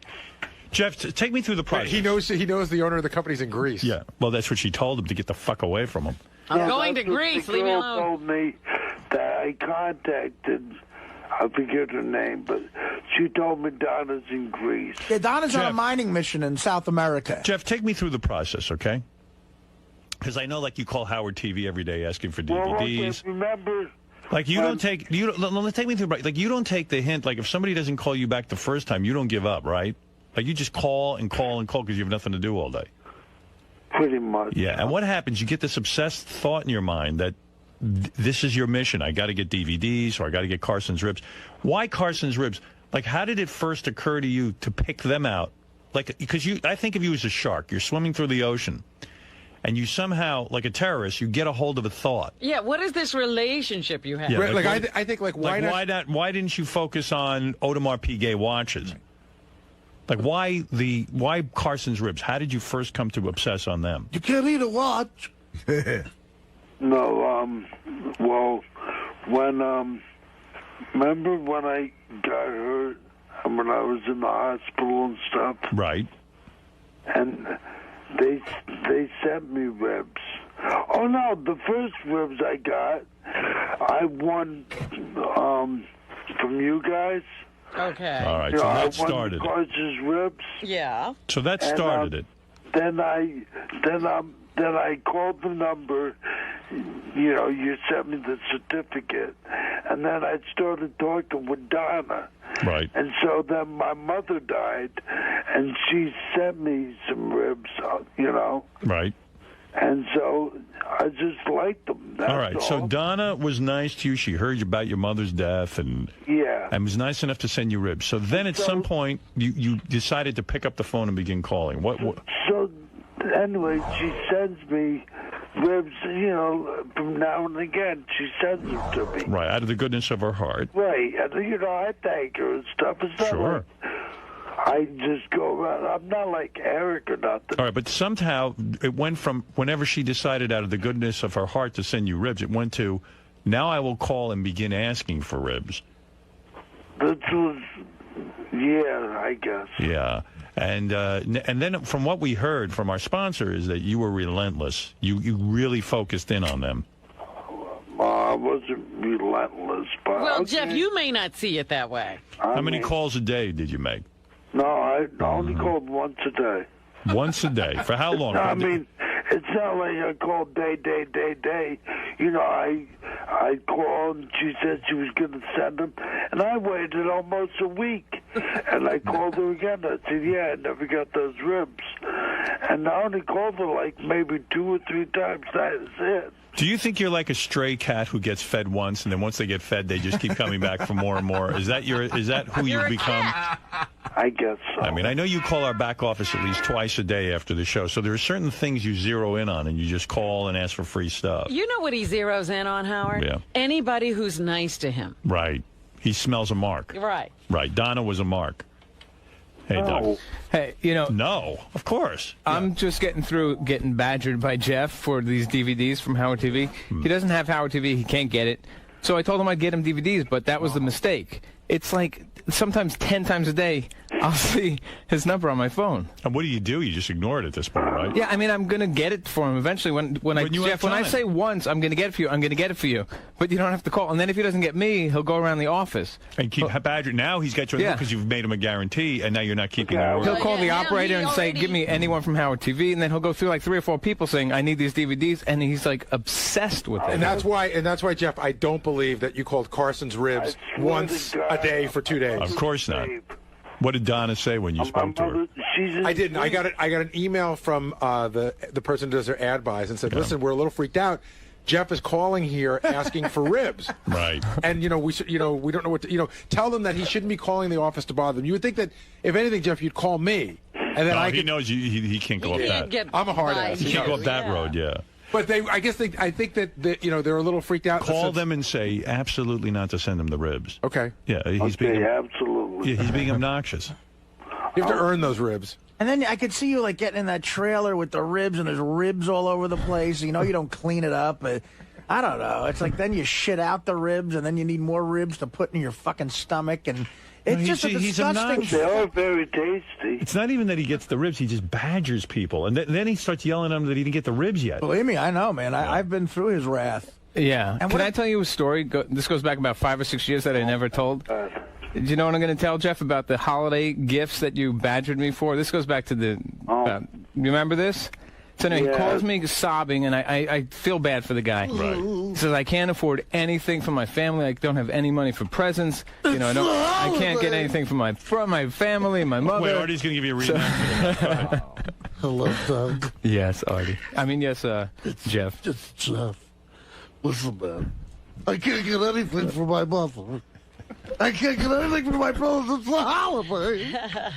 Do you think you can send me some free stuff? Thank you, buddy. 10 minutes later. I didn't get the stuff. Yeah. No, it's worse. What kind of a jerk off are you? You want to hear the story? My mother wants a gift. Go ahead. So I feel bad for the guy. So I go around the office and I get all kinds of free shit. Lots of premiums, T-shirts, mugs, whatever. Nothing. I didn't go out and buy with my own money because why should I? So I send them. What was that Jeff lady has complained about it? Sent me a fake pussy. Oh, really? Sorry. So I send him a whole fake ass. But there was other stuff. There was other stuff that he could have given as gifts, legitimate. So he calls me up when he gets this. I'm telling you, like a huge box with maybe 30 things. He goes, "Why'd you give me all that free shit, man? I thought you were gonna go out and buy stuff for me." And I was like, "Are you fucking kidding me? That's another level. Are you kidding me?" He wanted Doug to go shopping for him. Yeah, that's what he's expecting. Jeff, it was. You are out of your fucking mind. Yeah, that's why he's a whack packer. Oh, Jeff, it was pretty out there. Are you ashamed about this at all? Very much so. That's a new level for you. Yeah, it wasn't like, "Thanks, Doug, I appreciate what you did." It was like, "You didn't do enough. You didn't spend your own money." Jeff, what an asshole. Jeff, what about when you sent me a card this year, Doug?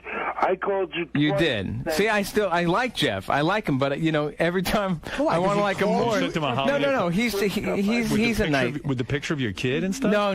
The in-demand one. Right. No, he doesn't get the family one. Good. No, but you see, it's okay. So he did the right thing once. He called you to thank you for a card.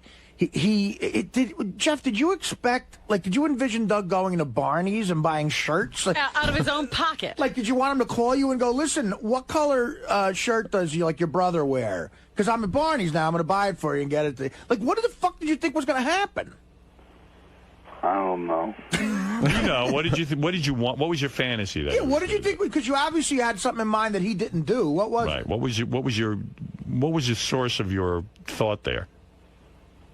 I guess an Xbox would have been nice. Oh my God! And where was he supposed to get that, Jeff? An Xbox. Yeah, I was going to go spend $300. You wanted Doug to go buy an Xbox? For you, not for you, but for your family. No, and it for was him. I tell you what, you're right. It was for him. He wanted you to buy him a gift. God, what a fucking sleaze bag. Hey, I got a 37-inch TV for Christmas. Yeah, who'd you grub that from? Carson's rib. Yeah.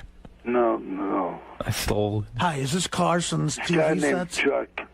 Yeah. He bought me a TV. He bought you a TV? Why? A flat-screen TV. Why? The kindness of his heart. How many times did you call him? What's that? How many times did you call him? A couple times. Yeah. If you call enough, someone's got to respond. Yeah. Does he own a store or something? Yeah, Ralph, what do you want? Crudebay.com. See? Yeah. Go ahead, Ralph. Oh, this Jeff, he is a vile waste of life. I mean, like, the time you spend... Don't you even fucking start it up. Listen, loser. You're the time you spend... of the earth. Listen, shut up for a second. The time you spend badgering people, why don't you put that effort into some work or doing something productive? Yeah, but get a marketing... And why is he eating Carson's ribs? Why he's eating dog food, if that. Carson's ribs are delicious. Yeah, we know you that. don't deserve them. Fuck you. I just figured this all fucking out. Loser, you ingrate. Anytime anybody does anything for you where you say thank you, Artie does stuff for you, you bitch about him, Doug buys you gifts or gets you gifts, you bitch about. You bitch about everything, man. It really is a new level, Jeff. Like I agree with Ralph to where it's a new level for you. I never you just admitted that you wanted Doug to buy you something that you were going to keep. You weren't giving that as a gift to anybody. Why the fuck would anybody buy you anything? Just like he kept the TV. These aren't gifts for other people. No, I mean, come on, man. Well, Jeff, But I just figured out what Jeff's his thought process is that he's going to be a spokesperson for these things. Oh, okay. Just how he threw in that Carson's ribs are delicious. The thing is, though, he will get a bunch of Carson's ribs now because I'm sure Donna's listening to this going, boy, Jeff got me a bunch of plugs. Yeah, but you know what? It's going to work for him. That me off the Carson's ribs thinking about that freak eating them. You know what I mean? Yeah, I know. No, they don't want you as a spokesperson. Jeff thinks of himself as a good pitch man. All right, Ralph, thank you. Jeff, well, this probably assures that you will get some Carson's ribs. What can I say? Good job. Thank you. Yes, sir. You couldn't buy him an Xbox? No, Oh, man. I was thinking about the Xbox, but I was going to get him the box from the Xbox. I thought about that. But is this like an ongoing thing with him? It is, and I just said in there, I like Jeff. I don't know, like, why do you like him? I just like the guy, but I don't like him where he's like a friend of mine. I sort of like him, and he's really down and out, and he's desperate. So if I could help him out in any way, I would try. But every time I try, it's never good enough. So you know what? I think I'm just done. I'm out of the Jeff the Drunk business. The gift story. I never talked about that because it's really embarrassing to him. But now at this point, fuck him. He's the biggest ingrate on earth. Really. I mean, could you imagine sending someone who I have no relationship to, just as, association with the show, and him begging me for something and expecting me to go and pay for it? So instead I just got him I'm telling you, it was a box full of tons of stuff. And then he calls and says, what the fuck's up with this shit? It was like almost in those words, like, what is this shit you sent me? Now, what's he asking for now, DVDs? Yeah, the DVD, and I said I'll get you. He can't get Howard TV for whatever reason. I guess the trailer doesn't have cable. But yeah, so I'll get you DVDs. It's like a week and a half ago. He asked every single day. Does he expect me to just stop everything and drop? That's what he expects, to drop everything and take care of Jeff's needs because Jeff wanted it. But it's going to take a while. It's not on my priority list. It's probably at the bottom of the list. So he'll get it, but it's just a matter of time. And I told him that the first time, but that's not good enough. And now, do you think he's probably going to call you to get a copy of this show? Yeah. Doug, good radio bit, right? Yeah. And I'm like, yeah, Jeff, it's great. I'll get you the show. And then he'll call the next day and the next day and the next day. And he doesn't get me. If he doesn't get me after like the third day, he'll just. Does he ever call you?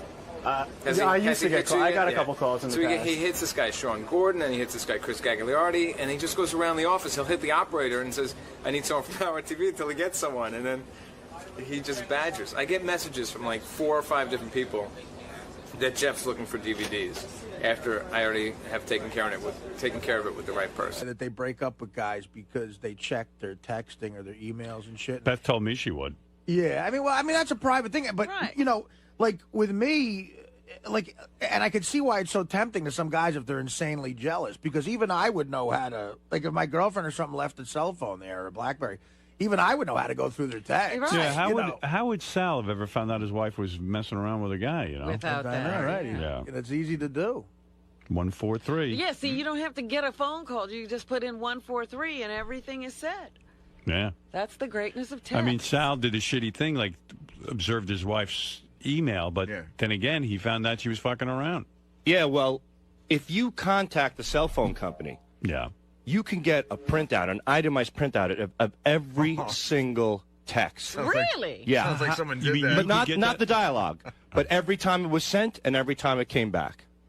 Every single because you're one. the guy who pays the bill, and you may be saying, "Hey, I think my bill is wrong." That's exactly it. And I requested it. And the crazy thing was, when I was in Disney after I got shot in the ass with a paintball gun, when I reviewed the paperwork, every time she was free, she was texting this guy. So she was at the pool, and to see that we're on vacation, and there was like 40 minutes worth of texting it, it was just. She was like, he was on her mind, even though she was on this vacation. Yeah, I went fishing with my sons, and she was at the pool at that time. And they were texting back and forth. So when I went through everything, yeah. But you'd get a divorce if you had enough money to do it. I don't think so. No, bullshit.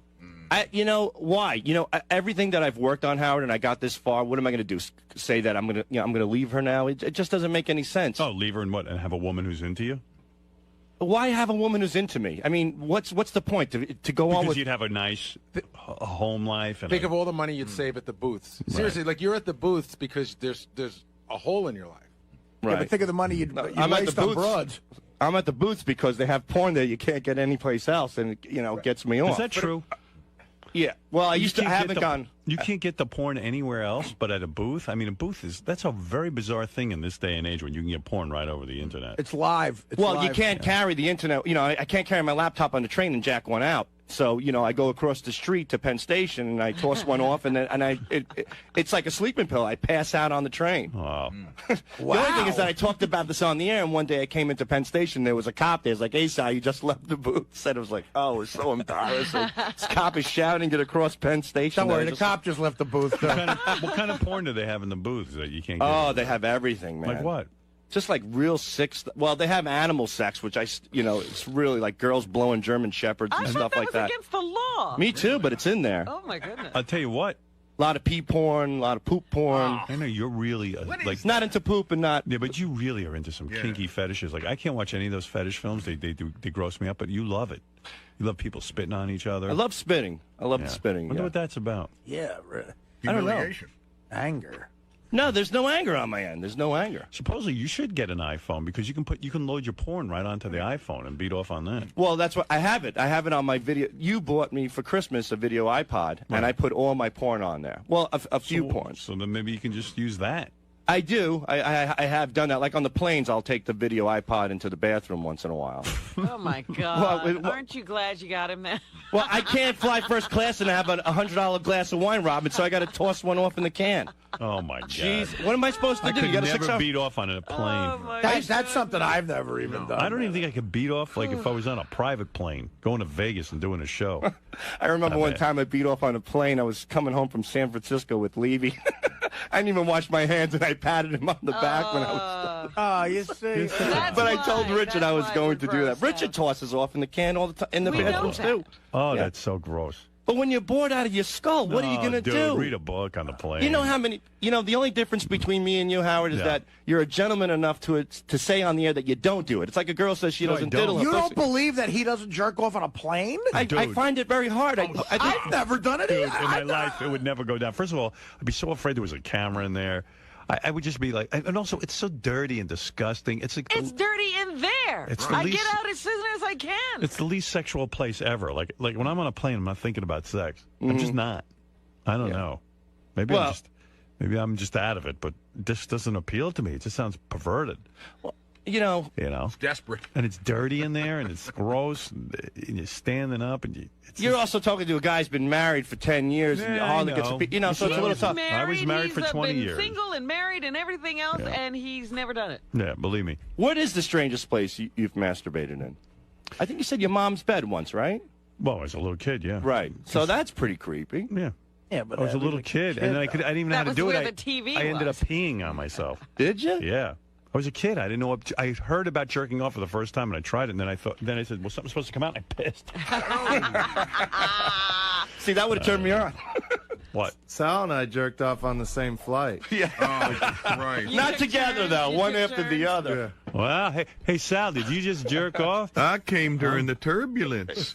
I'm gonna. Artie's so he's ready to throw. I mean, listen, I'm a slob too, but I would never do something like that either. Who went first? Like, whose idea was it? And then all of a sudden you went, hey, that's a good idea too. I think Richard went first, and then I said, I'm going to go jerk off, not wash my hands, and then tap leaving on the back when I got, and that's how that went down. It's so relaxing, like, because I get nervous on a plane, and that's one of the only ways.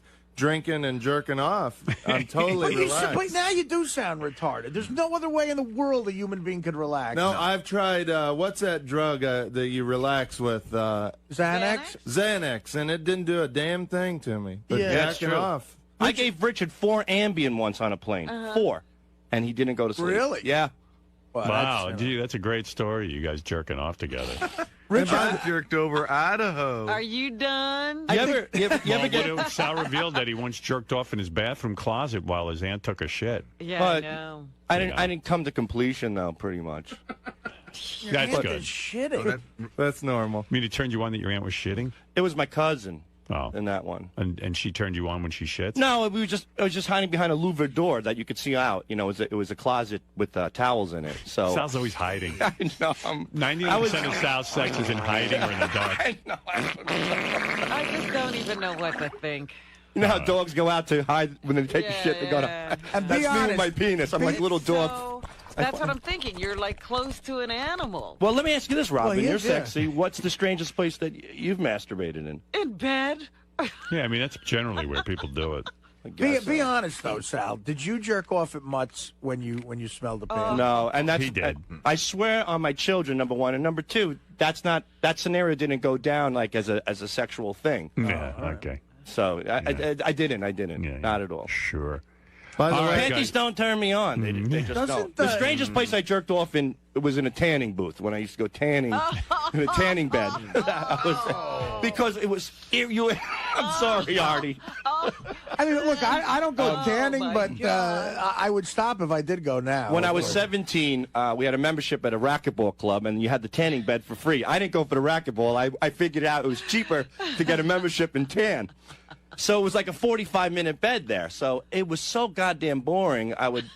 What I would do is I would prepare myself. I would go to the bathroom, get as much paper towels as I could, and then I'd just lay there, toss one off, and then pass out in the tanning bed.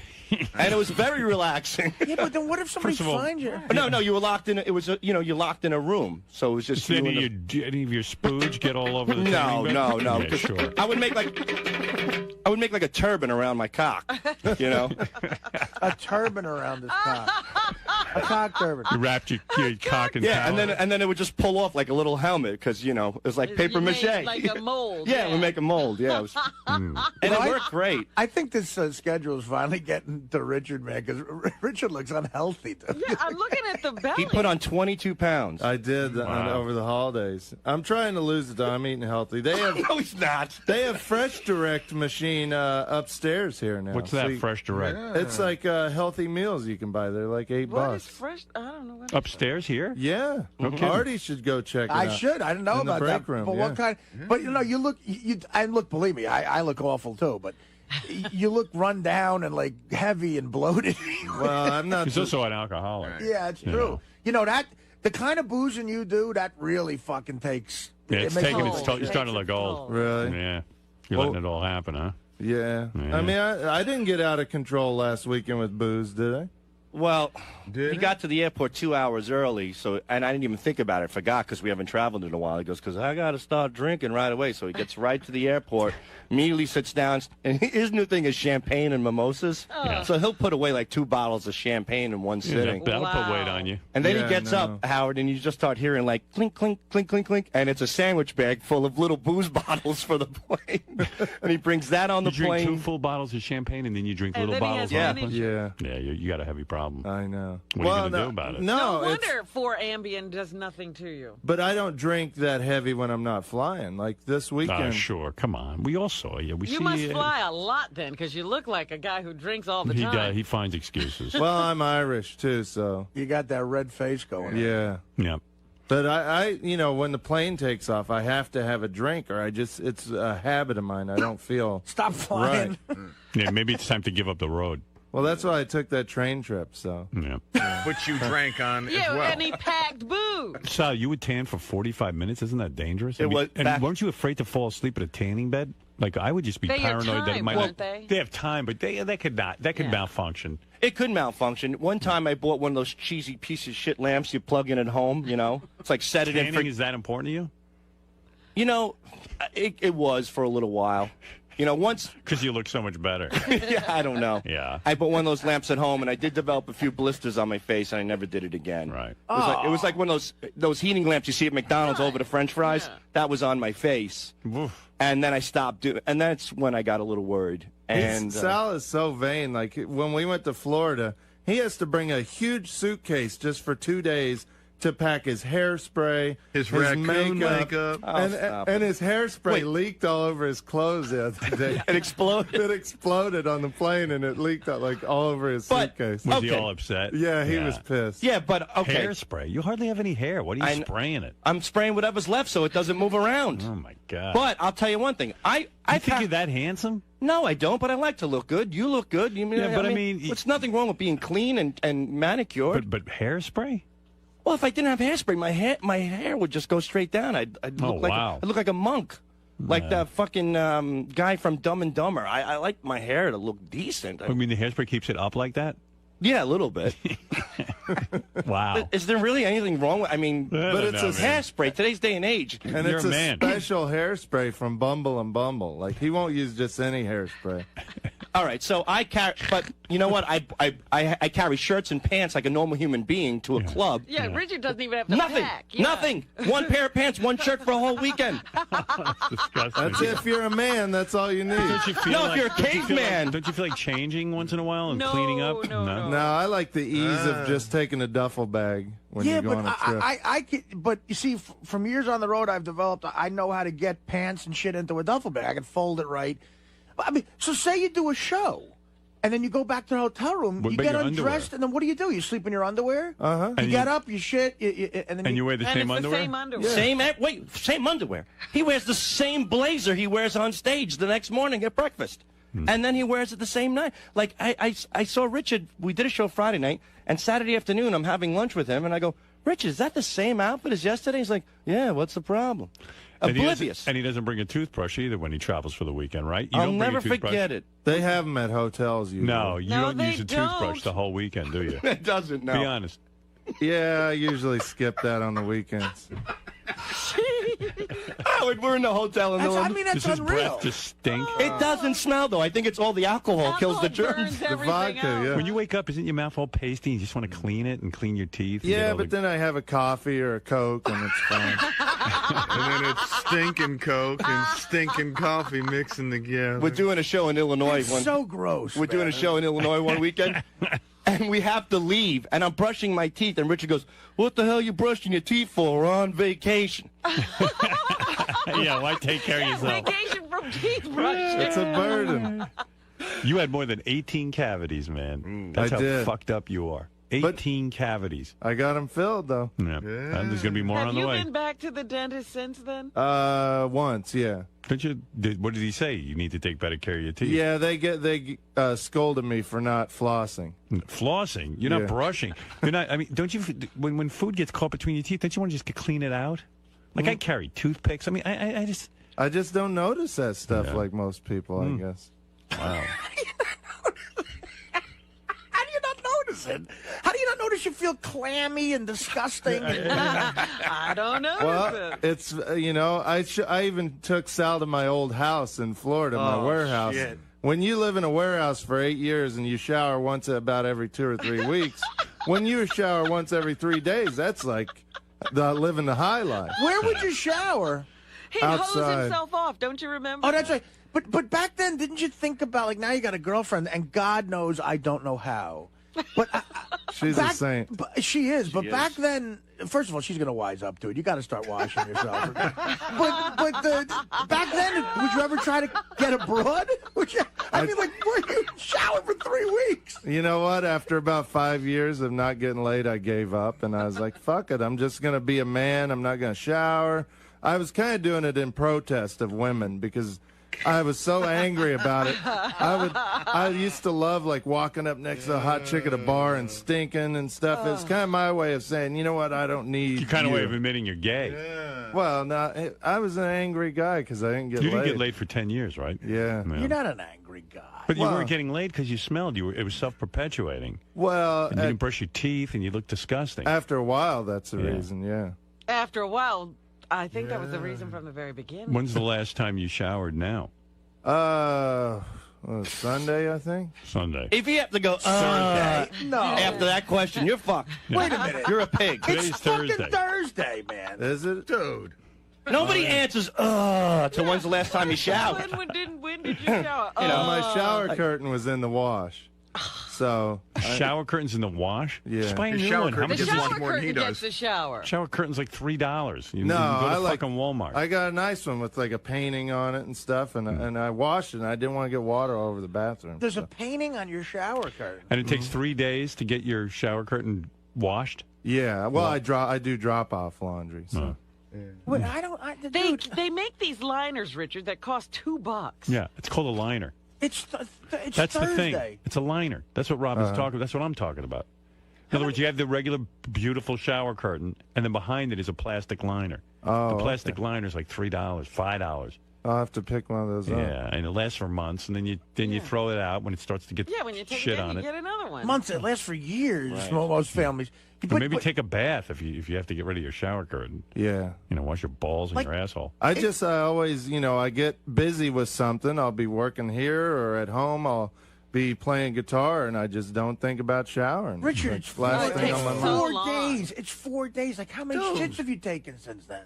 Oh, probably 8. About 2 a day. I mean, come on, 2 a day.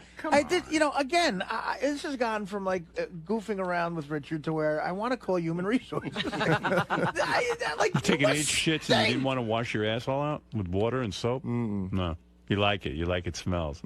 He does. He does. There He is loves something manly about. Do you like to put your finger down there and smell it? I do. In Yeah. between my balls and my thigh. Jesus. I'm sorry for anybody that's eating breakfast out there, but there's nothing better than taking your 2 fingers, rubbing it between your nuts and your thigh, and you get that man smell, You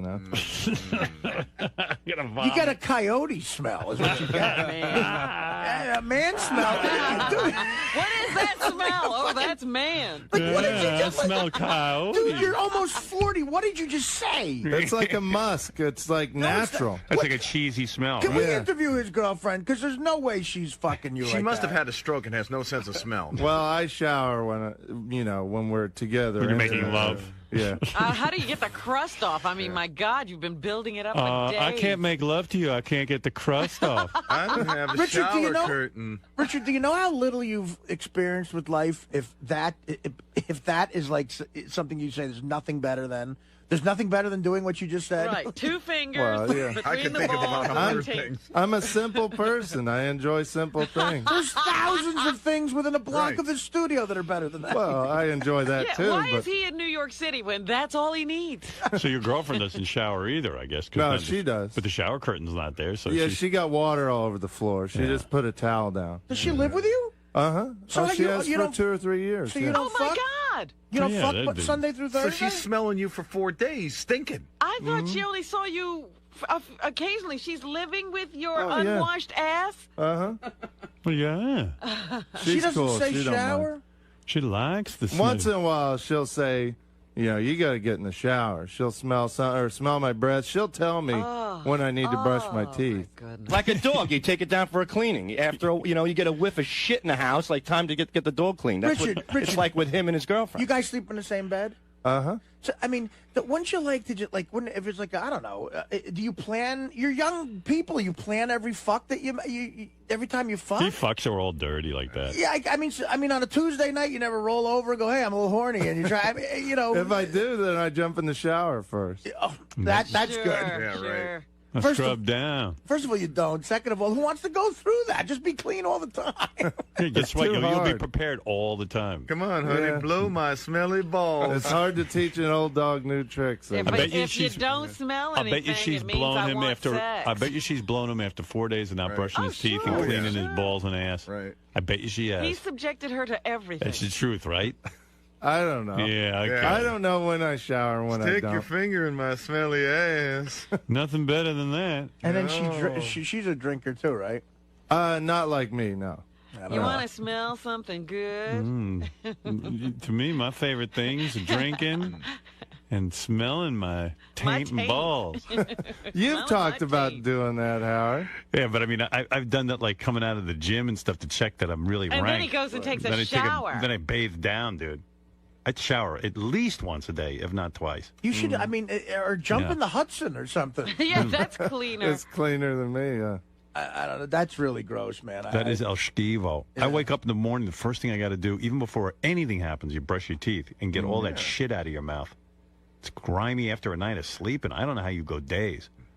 It's weekend. I don't have to worry about it. I just take some coffee. And Weekends, I like to relax and not brush my teeth. We're on vacation. Why are you brushing your teeth? And Sal, what are you doing? It's Martin Luther King's birthday. I'm not brushing my teeth.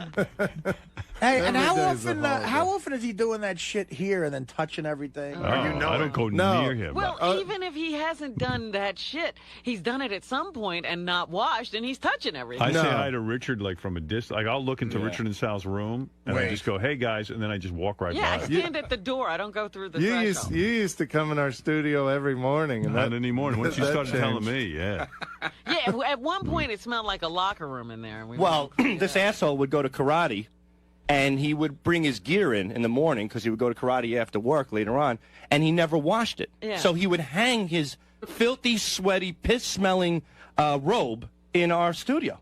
And it just smelled like a locker room. Whole thing and he never, ever Someone washes told it. me he left his bag for his gym bag with clothes in it for 2 months, and they opened it up. It smelled like a dead body. Oh, it did. Oh. But he's still wearing those clothes. Like that dead body smell doesn't affect Richard. He'll just go in there, put that dead body shit on him. Did anyone complain at your karate school? Or Nobody has yet, no. Are you still go? Yeah. No. Yeah. You have to wash your gi.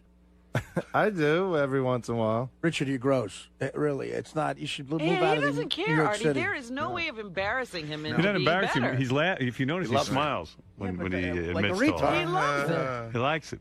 It's a manly thing to me. But did you ever hear us fucking with Wendy the retard when we go, "Do you ever smell your own shit?" Yes. You're the exact same interview. Except he's not retarded. Well, I don't know. Well, there's And by the an way, argument there's there. no way you're doing a lot of karate. I mean, you have an enormous belly now. I mean, there's Yeah, no way you I'm work not. it out. I'm not doing it as near as much Yeah. as I should. Right. And my diet gets crazy on the weekends with Chinese food and pizza and stuff like that. You need a size 50 black belt. It's like Elvis. I'm the size of a dojo I now. can barely lift my leg like Steven Seagal. Toward the end, Elvis was wearing a cape with like a little superhero cape, and he had those bell bottoms that were too short. It looked almost like a cross between like a Star Trek uniform, like when Kirk wore those pants and they had those bell bottoms. Right, it's jumpsuit. Yeah, it was a cross between Superman and a Star Trek uniform, and then he was so fat, and he paid a karate instructor to give him a black belt. Like he just wanted the black belt. He didn't care if he had the power to And back then it he'd up. do the poses on stage. That's all he could do. He'd do his kata on the stage while he was singing Suspicious Minds, and then he'd be doing his, Shotokan, pose. And try to kick his leg up. Yeah. You look like Artie in a white jumpsuit. It was like Chris Farley doing karate. Sal, didn't you try karate and they humiliated you or something? A long, long time ago. All right. All right, boys. All right, Fascinating glimpse into the world of Richard and Sal. Isn't it a little embarrassing to It is, for Howard but- to be calling you, filthy and smelly, and then your buddy over here is piling on? I know. I mean, you work here for enough time, and you try not to let things faze you. But I thought you were brushing regularly and washing more often. I am. 'Cause we talked about this a while back, what you did with Howard, and it seemed to have had an effect on you a little bit.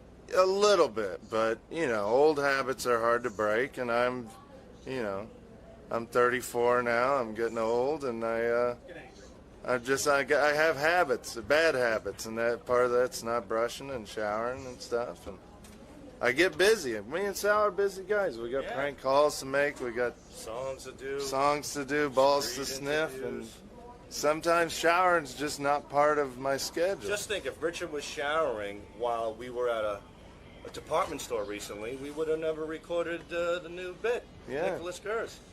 Yeah. So, you know, you got to know what your priorities are. Or if I was showering while we did the retarded flu call, that call would have never happened. Right. Or if he was showering when he did Brown Mounds, it would have never have happened. If I was showering right now, you wouldn't be getting this interview. Right. So what should I do? Do this interview or go shower? You're right. You should shower. Not shower, I guess. Tim, do I stink, really? Smell me. Just got handed a note out in the hallway, for those of you who are following anything that happens in the hallway. Yes. Ronnie, the limo driver / security guard, just got woken up in his chair by Sal banging cymbals near his ear. So he does sleep out there. Yeah, they caught him. What's his thing? He's supposed to be the guard. We'll have video in a second. It's really funny. I always love that. I love to see that. Well, good. Wake his ass up. He should be guarding me. He's not happy.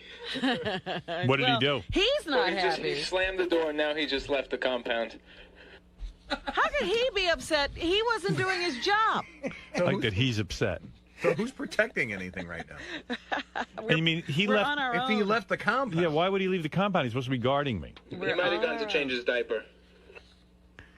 Probably shit his pants. Yeah.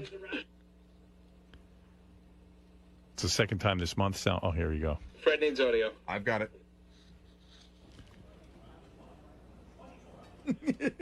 Oh, there's Ronnie sleeping.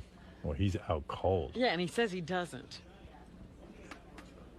Second time this month they caught him sleeping. Uh-oh, here they go. Oh, my God. Oy vey.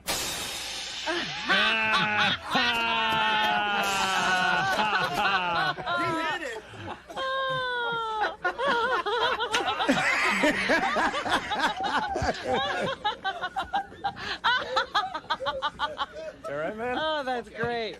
Get the fuck out of here. I'm sick of you motherfuckers. Slammed the door on them.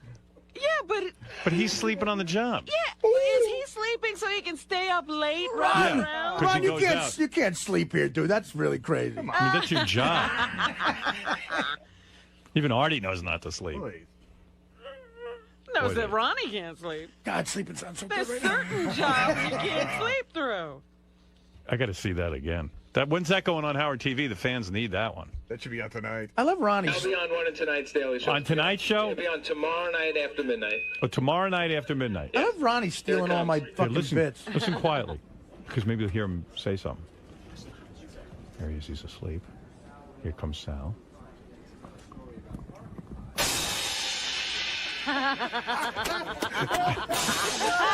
Ronnie slams the cymbal. He's trying to get him.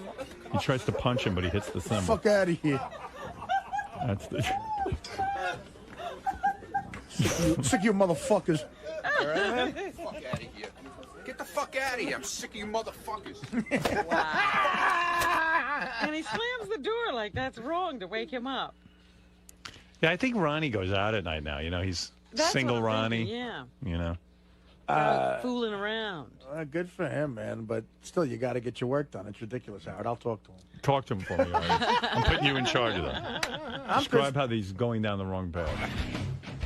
What do you want?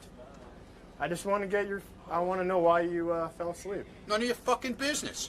Maybe it's boring around here. I just need to get a straight answer. I need for you to get the fuck out of here. Oh, that's what he brought in. Leave me alone.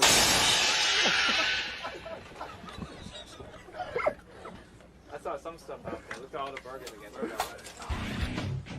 Look at these animals here. Wait, look what? at this. What's Look going on? Look at the background. Look what's going on. You could jump in. Chris, Let Jason do his thing. so for people who don't know the radio business, it's very rare to get free food. So right here at the end of the show on Thursday, Bobby Flay and his people were nice enough to send up a bunch of free burgers, as Salas told everyone, taste like pussy. That's how good they are.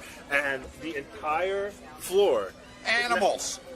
They're like friggin' animals. And now convened around our free food table. Interns, radio guys, the Howard TV guys. The news people are here, and they're just literally, as they were unpacking, the woman couldn't unpack the boxes. Everyone's crowding around her and shit. I grabbed the burger. Sal grabbed this for me.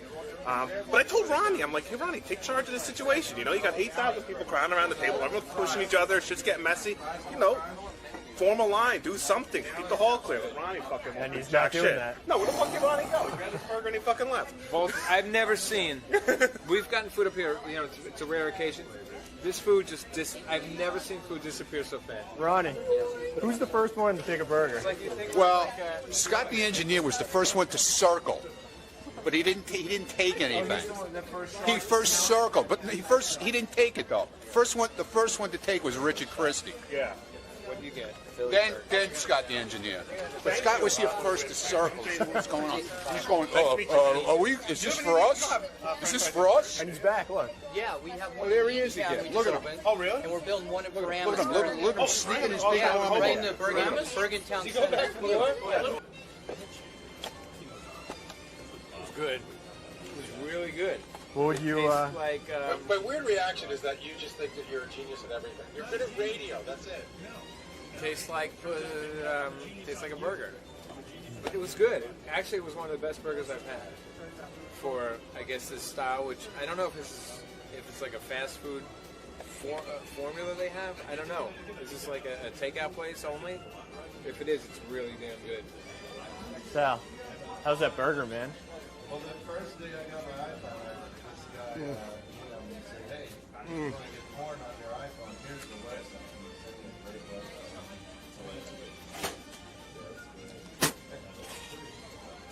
You know what it tastes like? You know what it tastes like? It tastes like your cock.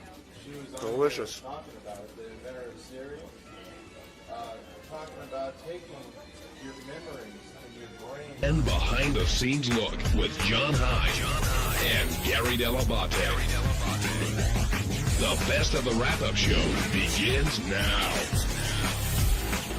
On Thursday's wrap-up show, well, it was a very special wrap-up show. Artie came in on yesterday's wrap-up show. Gary said he was lying, and Artie started today's Howard Stern show saying that he wasn't too fond of that, and it carried over onto the wrap-up show where Artie said he wasn't going to come again. Well, he showed up and stayed for the whole thing, and we couldn't, usually on Howard TV, we show you 8 to 10 minutes of the best of the wrap-up show. Well, we couldn't cut this because so much happened and it was really intense, so here it is, Artie and Gary and Will and Greg Fitzsimmons and me and Benji and everybody else who was in there talking about whether or not Artie Lange is a liar.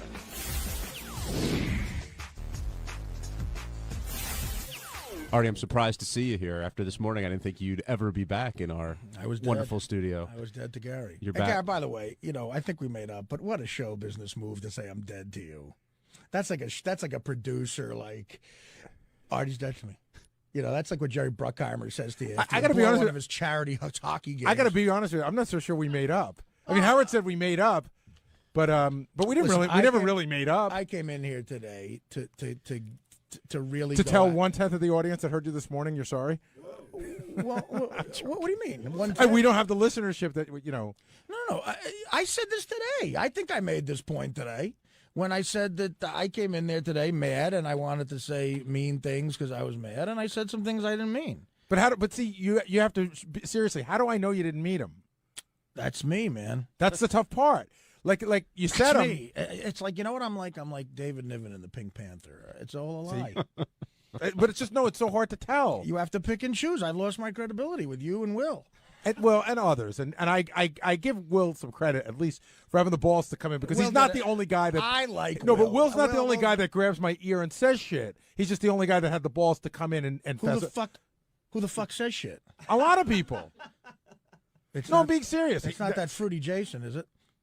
No, not Fruity Jason. Who else? Not the black intern. Did he hear me say that thing? No, not Black John. I thought Black John was in the. He heard me say something, but anyway, I didn't say anything. The Knicks didn't cover, and I said something. But Black John, I love Black John. Any Jew interns?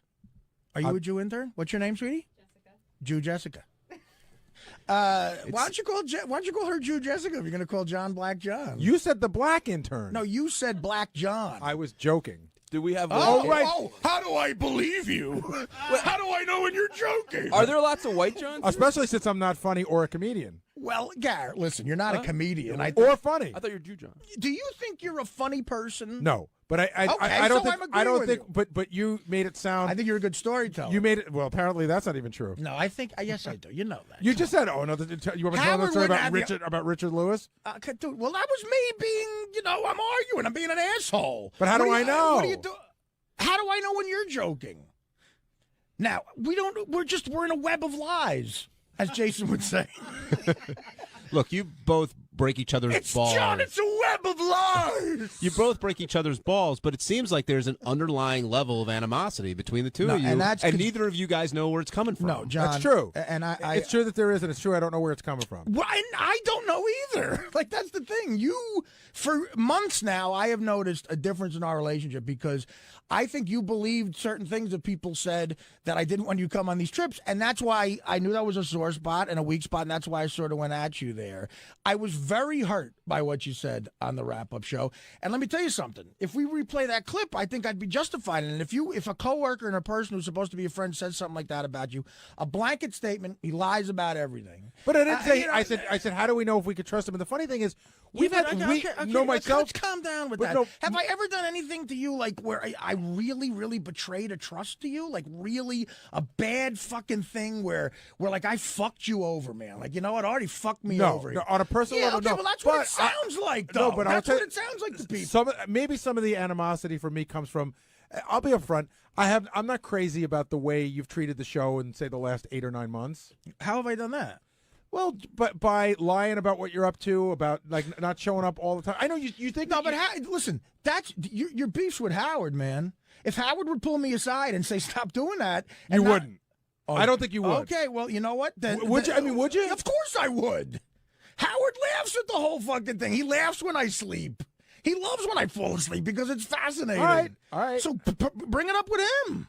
If Howard Stern pulled me aside and said, "Art, listen, if you're late 5 more times in the next couple weeks, or if you're late, and I'm late twice every 4 months, okay, or I'm absent twice every 6 months, he knows that I'm in here most of the time, and it's not that big of a deal. But you get a lot of material at it. If Howard sat me down and said, "Dude, if that happens again, I don't know if you can work here anymore," I would probably get my ass in here. And the fact is, if it happened again and he doesn't fire me, what kind of message does that send to me? That's true. Well, all right. True. So, I mean, your problem's with him, Gary, not me. It is. I think that's funny. It is. Tell Howard. We're all of us are serving one guy here. Let's face it. That's true. I mean, that's obvious. I mean, as much as I would care if I made you mad about something, ultimately my job's in jeopardy if Howard's mad about it, you know. And I think all of us know that, and we feed off of that. So we don't really care if we aggravate each other. I don't really give a fuck if you think I'm hurting the show, as long as Howard. No, I don't think you're hurting the show. I will never say that. Okay, if you think I'm treating the show disrespecting badly, it, but not hurting it. You're not hurting it. Ultimately, if you think you're helping it on some days, while you're disrespecting it, you're helping it, which is so fucking weird. Well, that's what I mean. So it's a weird gray area we're in here. You know, if ultimately if you think I'm disrespecting the show, while it hurts me that you would think that, it doesn't affect my life at all, man. Right. But if Howard thinks that and he makes that clear to me, then it affects my life. And all of us are this. If you were doing something that pissed me off, Gar, ultimately you might care because we're friends, but it's not affecting your life at all. That's the point I'm trying to make. Right, but you'd still be pissed off. I would be. And, you know, a caller made an example. I didn't listen to the whole wrap-up show yesterday, but maybe Ralph called up and called me a liar again. A caller said Artie should be more mad at Ralph than he is at Will and Gary. And here's the point. I'm not, because, and this is difficult to put, and I don't want to insult Ralph in any way, but ultimately, I honestly don't give a fuck about what Ralph thinks. Just because, like, when this show ends, Ralph and I have the kind of relationship where I'm probably not going to be friends with Ralph after the show ends, because I might aggravate him, he might aggravate me. We could be great friends one day, and then I say something that annoys him, and he'll get on the air and say the most vicious shit. And I might say something vicious about him. So it's so up and down with Ralph. I just know we're not the same type of guy. I'd wish him nothing but luck. But ultimately, I'm not the kind of friend on a permanent level with Ralph that I might be with you or Will. You know, if I did a show, if I went on to do a show somehow, I would hire you and Will in a heartbeat, or be a partner with you on something. That's probably not going to happen with Ralph while I like him. So I don't really care if Ralph thinks I'm a liar on any level. Like, it doesn't bother me and it doesn't affect my work. You guys, it does. It affects me. That makes me mad because I think we're better friends than that. Right, and it's funny, if you would have listened to the clip yesterday, I said, I know exactly what I said because I listened to it again. I said, people are saying that Artie's lying. Then I said, I believed you about the urine story, and then I said, with the jogging story, I don't know what to believe anymore. I don't know when he's telling the truth or not. You said he lies about everything. I don't know if I said that. You said he lies about everything. Look at, like, the jogging story. And for a casual listener just to hear that, they don't know what the jogging story is. They don't know what context it's in. And people are like, okay, Artie just lies about everything now. That's awful. But it's not this jogging story. The funny thing is, and maybe because you're saying it came out of me, it's not the first time it's come up on the wrap-up show. All right, I know. That discussion. Yeah, but I don't know. That line hit me harder than others. Well, I wasn't looking to, And that's what's getting lost in all this. Like, people aren't saying that, oh, maybe I'm justified in being mad at that. I think I am. Right, and maybe I'm justified that you didn't come and see me and tell me, hey, Gary, what you said yesterday really pissed me off. Hey, Howard, Gary, okay, the same way you didn't come to me, you meant saying, hey, when you spilled the high C, what did you say to me on the air? It's more fun to bust your balls on the air. That's true. Man. Okay, that's true. I mean, but I hardly put we're him in on a fucking crazy world here that we're living in. This is craziness. Everybody either wants to be great on the show or be your friend. Like, I was too uncomfortable to come to you and say that to you off the air, to be honest. Well, it would just be too uncomfortable in conversation. Maybe I was too uncomfortable to come to you about it. And so we put it on the air. You look pretty comfortable now. Well, we're on the air again. I know.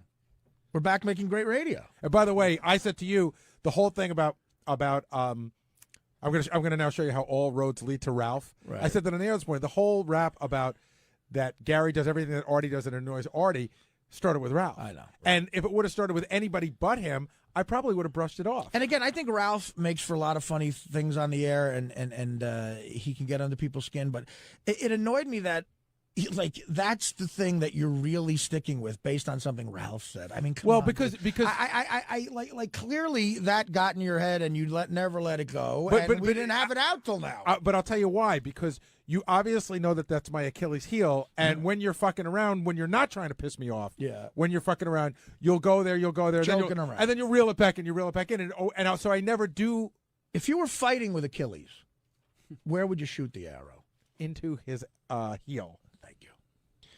I have a question for you about the lying thing, because I think worshipping cock. I think it's important. You've acknowledged lying about the drugs for obvious reasons. Who at work are you going to tell that you're using drugs? This is like Hein Lang, Frostniks. But do you understand how? And I think Will was trying to make this point. Do you understand that if you lie about that, how that hurts your credibility about other shit? I know you say the drugs thing is one thing, right? That's separate. So name something you think I've lied about that has something that has nothing to do with drugs.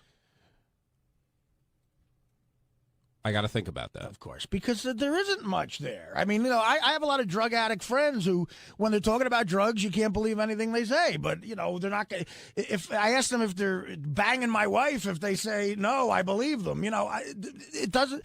I'm ashamed of the fact that I'm a drug addict. That's awful. But I've been very open about it for years now. It's part of my life. It's part of my persona, unfortunately. And, I'm afraid of losing work, and I might lie about it. That's the truth. The same way, like I used today. If you're speeding, you might say to, you were doing 85, but you say to the cop, God, no. It's like if a married guy lies about cheating. Do you guys think he's a total liar then? Yeah, I mean, that's a great example. Well, what do you think of Bill Clinton? I think a wife would have trouble trusting her husband again. Right. Yeah. If she knew. He said, and all her friends. Well, if he admits that he cheated. No. But if your friend, I think what Benji's trying to say, is if you have a best friend, a guy that's like a brother to you, and he comes to you and says, look, I'm cheating on my wife, this is bad, and then you hear him lie to his wife about it, do you think he's a liar on every level, or just because he's lying to his wife? No, I mean, you would say probably, though, that guy, I mean, if he's lying to his wife, might be a little untrustworthy in some ways. But if he's lying to his wife to save a life that he might have with his kids and everything, and I mean, I get that. I mean, there's guys here that have cheated on their wife. Right. Okay. You know it. Benji's pretty sure he knows. No, okay. I mean, you just know it, that everyone here, if it ever comes up to the air, they're saying, I'm faithful. What are you going with, odds? I'm going with odds. Look, I've said I was faithful to Dana now for years. Yeah. Go ahead. But if someone lies, even if it's that, like Artie's example, you do think twice about them telling the truth in other scenarios. I mean, I was trying to think of other things because you asked that. See, I can, look, I think you're thinking more morally and ethically about a guy doing that. Like, it might make me think less of his character, but it doesn't make me think he's lying to me about everything. But Artie, there's no question about that. Here's a big issue too. So Artie, did you do drugs? No, that's a lie. Totally Totally understand. That's a blanket thing. Like, did I do drugs? I'm saying, did I do? If Howard said to me, "Are you on heroin right now?" Right, I understand. I'm going to say no. That I understand, but do you understand how it's? And eventually, I always say yes for some reason. It's not just that where some of the lies come in. It's not that black and white. Right. Because then it comes to other parts of your life. But I had to hide the drug thing, and it sort of permeates the different parts of your life. I understand. And it's not so obvious. Right. You could tie the drugs into a lot of things that go on, like you said, the shrink. Well, you lied about the shrink because it was drug related. Yeah, it was keeping my job related. That's what it was about. But we weren't going to fire you. Well, it was basically. Look, we would have been. We were disappointed. Look, how do I know that for sure? I don't know what you guys are thinking. I mean, there might be why wouldn't I think you're going to fire me? I mean, Then why did you tell us that you stopped going if you thought we might fire you? Because by then, obviously Howard didn't care, and I said it because of look, I do share some things that are crazy on the air because I think they're provocative. Right. Like even when you called me about the drug test, when you called me at home that night, you said, "Listen, I'm not going to take this drug test. An entertainment lawyer told me to take it. If I take it, I'm going to lose a month's worth of pay if I go to rehab." But no one ever had that discussion with you that you would lose pay to go to rehab. In fact, most of the discussion here was go do what you need to do. Look, I made a dumb fucking deal, and in the deal, I said to Howard, "Without pay," and he said yes. That's where that came from. So it was all parameters I laid out. Don't get me wrong. When I called you, I was trying to get out of it. Right. I didn't say you guys did it. I laid it out. But I mean, how many times? And I realized how stupid it was. How many times has Howard said, "Artie, go, if you want to go, go." And did he ever say, "And by the way, if you go, I'm suspending your pay for, off the air"? I brought it up. But I mean, up to that point. No, he never said that. Of course not. But I brought it up. So that was in the rule book that I laid out, and I was trying to get that out of the rule book. That's why I brought that up. But, I don't know. I mean, listen, maybe I don't want to go away for a month, too, because, maybe some guy will sit in the chair that you guys love. Jackie lost his job, I mean, maybe Jackie quit. Okay, but... And quite honestly, the 50 people that sat in the chair after him weren't as funny as you. All right. Well, listen. Sorry, Jimmy Kimmel. They might come back. A guy might come who you never heard of and be funny, and he could work for cheaper. This is America. I don't know, Or how it starts. Artie could come in Monday and Tuesday. We'll have this guy Wednesday. I think about that all. I worry about losing my job like everybody else in the world. And not so much for this stuff because Howard makes it funny, but losing my job to someone better? Yeah, of course I do. Can I be the voice of asshole morality? If you were that worried about it, wouldn't you just take care of yourself to make sure you didn't have to leave? Well, again, Gary, we're going back to why I just got into drugs. I don't know. I got addicted to drugs, man. I have no idea how that happened. Do you think you have a disease? Because you talked about that this morning, too. No, I've never. You don't think it's a disease? I don't. I hate that rap. I think, because there's been times in my life where I've been off of drugs for 4 years, and then I get the blues on the road, the wah thing, and I feel like getting high. I don't think that's a disease. I think that's a flaw in your character. I don't think it's a disease at all. All right, since it's come up so much, we've got the clip from yesterday, so you guys can settle this once and for all. Hit it, Ted. I just know what I hear in the office, so I'm sitting there thinking, like, Artie's out of his mind. This is crazy. I can't believe it. And then I hear somebody say, how do you know that you can believe what Artie just said? Which I hadn't thought of. Some people think that the story he told today might not be true. Oh, that he didn't even have the urine? He was just telling a great story. I'm believing he had the urine on him, but now the seed of doubt has been planted. That's how low his trust level is around here. I hadn't thought of that, but other people had. Yeah, I said that to Gary because, I mean, it's funny. It sounds funny for him just to say, so who knows if it's the truth. And it's not to be insulting to Artie, but you can't take him at his word, obviously, at this point. So you can just speculate that anything he says is not true. Yeah, but real kind of things that he's lied about, it's always been to protect his image. It's never been like just to pull a stunt. But no, he lies about everything. How did he protect his image when he told the Rolling Stone girl he was that he's going to tell us he went jogging? What do we give a shit if he And it is funny when he says he's Exactly. going to take it out and slam it around. And that's a funny line. It could be. I mean, it wouldn't be. I don't think it's that big, but I don't think he was lying about that. So you think he had it on? I have faith in Artie that he was lying to us about it, about the urine. That he was telling the truth about lying about having the urine. I don't know. That's pretty bad to me. I mean, that's fucked up. But listen, you could play back a number of things I've said about people. If you just looked at a transcript of the show, it's awful. That hurt my feelings big time. I'm surprised. I mean, I didn't mean it. I'm surprised. I really am surprised compared to some of the things that have been said. But I'm not saying everything. If it bothers you answered your own question. I don't give a fuck if you knew I jogged with the. To use that as an example is awful. No, like, that's the example. Outside of the drug use that you use, a total joke. Because it wasn't obvious it was a joke, and it seemed like, of anything, how is that not a joke? It seemed like something to not lie about. I think you have a better sense of humor than this. Okay, how is that not a joke? The cunt reporter knew it was a joke. She did. Yes, she did. She said it to you to create this shit because she's a cunt. You're acting like a cunt. No, she came here and I'm telling you. She's a cunt. But she didn't say it was. She's a cunt. That might be true, but she didn't say she knew it was a joke. And she was acting like a cunt by coming in here and being a little cunt and saying, he said to me, he'll just lie if we don't jog. Who? Cunt. Now, Will, you clearly said in there that, you didn't mean anything offensive by what you were saying. Yeah, I don't think it's no insult to Artie, but how could you take his word for anything? Oh, God, dude, that's not what I said. I said it was a funny That's story. exactly what you said. And how could you be so insulted that people might think you're lying No, about but stuff? That's the part that's so ridiculous. Lying about certain things is fine, but you're not getting my point. Not to take my word on anything is what pisses me off. That's a blanket statement about me as a person, not as a drug addict or a guy with a drug problem, saying you can't take my word about anything and that I lie about everything. No, I don't. I don't say you lie about everything. Well, you just did. And you know what? I didn't mean that. What I do mean is that everything is now in question in my head. That doesn't mean you lie about everything. It means everything's in question. Then that's your problem, man. But it's a problem that's not that hard to have. It shouldn't be in question. It shouldn't. And I'm not the only one. I give Will you credit. Keep saying that. You're not because the only one. Because Will's the only. Let's talk about you. I'm talking about you. I'm not sure when you're telling the truth. That's me talking. That's it. I can't say it any other fucking way. I'm not positive when you're telling the truth anymore. Tell me one time outside of like drug stuff you think I've lied to you. I don't know. I'd have to go back and look at it. Because I've never done it, Gary. I guess not. Of course I haven't. So when you lie for drug stuff, that's okay, and I should know the difference. Yeah, Gary, because people lie about shit that they might get in trouble about. That's human nature. People lie about shit that they think might be an awkward thing to say to somebody, because that's human nature. If everybody told the truth, everyone would hate each other's guts. That's what this show creates.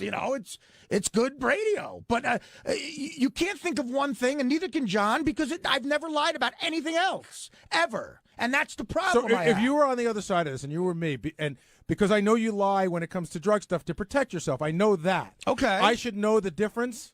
I should know that if it's Gary, have not you ever possibly. Have you ever lied to a boss? Of course, but I'm just saying. Have you ever lied to a boss about something drug related? No, because I didn't really do a lot of drugs, and if I did, I never worked at it. You might have been coked up all night, and someone might have said you look bad. Who you work for, and what'd you tell them? You overslept, or? I've never been in that position. I swear to God, okay. I just never got to that. Okay, but you've lied to your boss. Maybe you went to an Islander game too late one night. Okay, fine. Which I don't know why you were there. Another gay sport after '83. But so that's it, Gary. So you lied once or twice or three times to your boss. How do I know when you're telling the truth? It's called using your discretion. It's why you have a fucking brain. It's using your reason. Okay, Artie's, he does heroin. He may lie about it, but he's not lying about this because he's never lied about something like that ever before. I guess it's you want to get on here and be interesting by just calling me a fucking liar. So I'm not taking it anymore. Okay, you said how you feel, and I said it's tough to know. All right, okay, good. It's tough to know then. I'm sorry you can't figure that out. Listen, I'm entitled to an opinion, Artie. Okay, then it's a dumb opinion. I'm entitled to I'm entitled to think it's a dumb opinion. And you're totally entitled to think it's a dumb opinion. It's not. Do you think that I think it's a dumb opinion is a dumb opinion? It's not as cut and dried as you try to make it out to be, that everybody should know what the rules are about lying. For not Artie a person in this fucking room hasn't lied, but that's not the point. Yes, it is, Gary. We're talking about lying. Who do you think? Okay, John, me, you, Will, Benji. Who's got the highest lying percentage in this room? I don't know. No idea. I don't know you guys. I don't know what you tell your wife. I don't know what you tell. I have no idea. You guys don't say shit on the air that I say. I shouldn't say it. I fucking blurt it out. That's why you know I lied in the first place. Because eventually I tell the fucking truth. How do you know I'm not lying about? How do you know I didn't see the shrink for 4 months and the other thing isn't a lie? You don't know. How do I know that you just said it? It's all entertainment, Gary. But how do I know when you're entertaining me or not? If you don't know that, then you are a monkey. What are you talking about? If I say something so, I funny, should know that you might have lied about not going to the shrink. No, Gary, you're picking and choosing what you think is a lie and what you don't think is a lie. But do you understand why there might be confusion? No. Yeah, but you gotta look. We're on the air saying shit, dude. You gotta learn to separate that from me as a person. You just have to do that. That's what life. I don't know how much you guys lie to people in your life. I have no idea. You could lie to your wife every fucking day, Gar. You could lie to your neighbor every day. You could lie to your PTA fucking people every. You could lie to the defense. Well, I don't know what coach you on do your when you football leave here team. either. Okay, I don't know what you tell. How can I answer that question? I don't know what you tell your sister or your mother or anybody else. How can I answer that question? Who Well, how can lies the anybody most? answer it? All right, well, you asked it. Ask answerable questions. For the whatever. You have to separate what's on the air and what's in your private life or real life or whatever. Right. So that means that anything you say on the air could be bullshit, right? If it's for entertainment purposes. It could be a joke. Right. Yeah. So that's exactly the point yesterday. That we were saying it could be then bullshit. But you see, if it's that gray, why even bring up anything that's said on the air? I mean, why talk about anything I've said on the air? Because that's what the show's supposed to just talk. If it could be a joke, then just say, "Oh, Artie was joking around." I don't know. That's what we said. No, you didn't. No, you didn't. Well, we That's said not it was what a lie. you said. It was a lie instead of a joke. You I said it was a funny line. You said you can't take my word on anything, and that's you being serious. I don't know if it was that serious like that. All right, But, well, I don't but know. I mean, I Were don't you think trying to be funny when you said that? I'm obviously the most unfunny person and should No, be on the show. Gary is. I'm unfunnier Gary's than you. Do you think you're a funny guy, Will? You don't know me. You don't yes, know I me. do. No, you don't. Will, I've worked with you for 8 That's years. a difficult you question don't. coming from you because you're way funnier than all of us. So when you say it, it's sort of a bullshit question. Well, Will could be how funny, are we- but he's not. Yeah, He's not already funny. Artie, you've never hung out with me. You don't He's know whether probably- I'm funny or he's not. the 80th funny Eagle fan I've ever met. Okay, well, that's he's fine. not even in the top 79. Dude. The guy who said he'd throw Ralph off the 700 section, that guy should be working. One trick It's funny pony. because Guy had one good line. He's He like called the Ralph- unknown, he like called the unknown Ralph comic. He called Ralph a heatless fag. But hey, Art, that's Yeah, kind of that's an unfair card to play though, because you're right. I mean, Gary's right. You make your living being funny. When you ask me Well, if I think I'm funny, when you guys come into this show and try to be funny, then you're coming into my territory. So I'm going to judge your funniness on this show. because I know you're funny watching a Philly game with your friends. This show's not always about being funny. Right, we're It's not about in your what goes territory. on. The purpose of this show is not to be funny round the clock. Well, you're doing a bang-up job. We discuss the wrap-up show, and once in a while we'll crack a joke because it just happens to be there. Whether you think that joke is funny or not, you're totally entitled to. But we're Well, not I coming. didn't get the memo. You make it. I didn't get the wrap-up You show make it. summary. You make it sound like we're coming in here trying to be you, and we're not. No, I don't think you're trying to be me. Wait, 'cause can then I you'd be say lying can I all the say time. one thing that we're might try- frame or that might less frame funny. the debate If a you were little trying bit? to Is be it about me- that cunt reporter? Benji, Oh, if you for say it 9. again, I'm going to punch you in the fucking head. Seriously. Wait, you're not allowed Stop. to say No, stop. I'm going to punch you in the fucking head. What? All right, stop. Wait, why is that the worst thing The, that's been the, the thing No that I want to bullshit. say Are is you that retarded? No, Then just fucking listen. I don't understand why that would get you so mad. Well, because you're trying to be funny and you're not being funny. Is that the part that's getting you mad? Yes, the It's wrap-up exact- show is not about being funny. I mean, unless the you're Artie. thing I was going to say is Sometimes, it's if the ex- funny- Will, try saying it. See what happens. If funny presents itself, did you hear Gary? Then you try to be funny. Well, I guess what I wanted to point out is, like, if you're going to lie, obviously as a comedian, your premise is it can go anywhere from exaggeration to all-out lies for entertainment purpose. So if you're on the radio, I think it's akin to that on some level. So I guess the definition of a lie in terms of it affecting your friendship has to be defined as something that's hurtful to you or the show. In your person. See, in other words, if you agree with what he just said, and I do, then being offended by anything I say on the air has to go out the window, because something on the air could be anything. If I ever come to you in your office and say, Gary, listen, I'm not on heroin, man. I promise you. Did I ever say that to you, No. person? No. And then, because that I'd be a little more insulted by. When I'm on the radio, like Greg said, I'm trying to be entertaining. So for you to take anything I say on the air as gospel and to be offended by it is a little retarded. So No, but I'm not saying that- hold on. When you talk to us off the air during commercial breaks about your experiences at the Shrink, should I know the difference? And you did. Howard said, you go to Shrink? Oh, you mentioned whatever. Yeah, because I did go to the Shrink a couple of times, and I talked about my experience. Even there. that number, did you go 1.5 times? I didn't make up stuff that didn't happen at the Shrink. I went about 2 times, and I told Howard what my opinion was of it. So you asked your Shrink if it was okay for you to drink, or you told your Shrink you were going to drink? Yeah, that's the last time I went. I told him I had tequila, and then I So stopped in your going. second visit, you told him... Yeah. It came up pretty quick. No, and I didn't say that to defend Artie. I'm saying Thank you, Greg. I'm saying it to point out that there may be things that you've said to Gary off the air, And it seems to me that in terms of anybody that you have a relationship with off the show, they can be angry about a lie that affected them in some way, Right. but I don't know. I'm unclear on how that affects what he says on the air, because certainly Howard may not have a small penis, and Dean Martin didn't really have a drink in his hand all those years. There's certain things. Greg, I swear to God, I don't even know what you're talking about. No, I got lost, and I'm Why do I know what he's talking about? I don't know. I'm stupid. You have a problem with Artie lying, right? And it affects your friendship, correct? Yeah, okay. No, I don't All think. right. So what I'm saying, wait, hold on, Will. I'm just trying to clarify this so we understand this. So what I'm saying is a lie versus comedic license is something, and I'm not defending Artie, because if he did lie to you off the air, then that is wrong, and that's something that he has to address. Artie not going to the shrink was no comedic license. It was just him lying. No, what, we didn't laugh about that on the air? That didn't create an hour of no, material? did it create material? Yes. Did we laugh about it? No. Yes, we did, Gary. Howard laughed about it. What he's saying is, if you're going to admit that sometimes while I'm on the air in that forum, I'm trying to be funny, you can't take anything I say as gospel. And to be offended by it is stupid. If I come to you off the air and say something to you that's a direct lie that really betrays you, then that's a different story. And that's never happened, and I've never done that to a friend, and I will never do that ever in my life. Artie, what about when you called me and gave me a 20-minute speech about how you couldn't come to my wedding because you couldn't be around drugs and alcohol? That's the truth. No, because your shrink told you couldn't do it.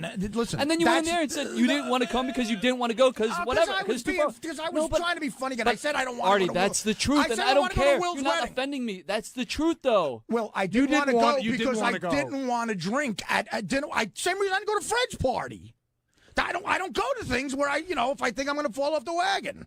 But I think you were at that point. You were still doing heroin. Well, I wasn't. I was not.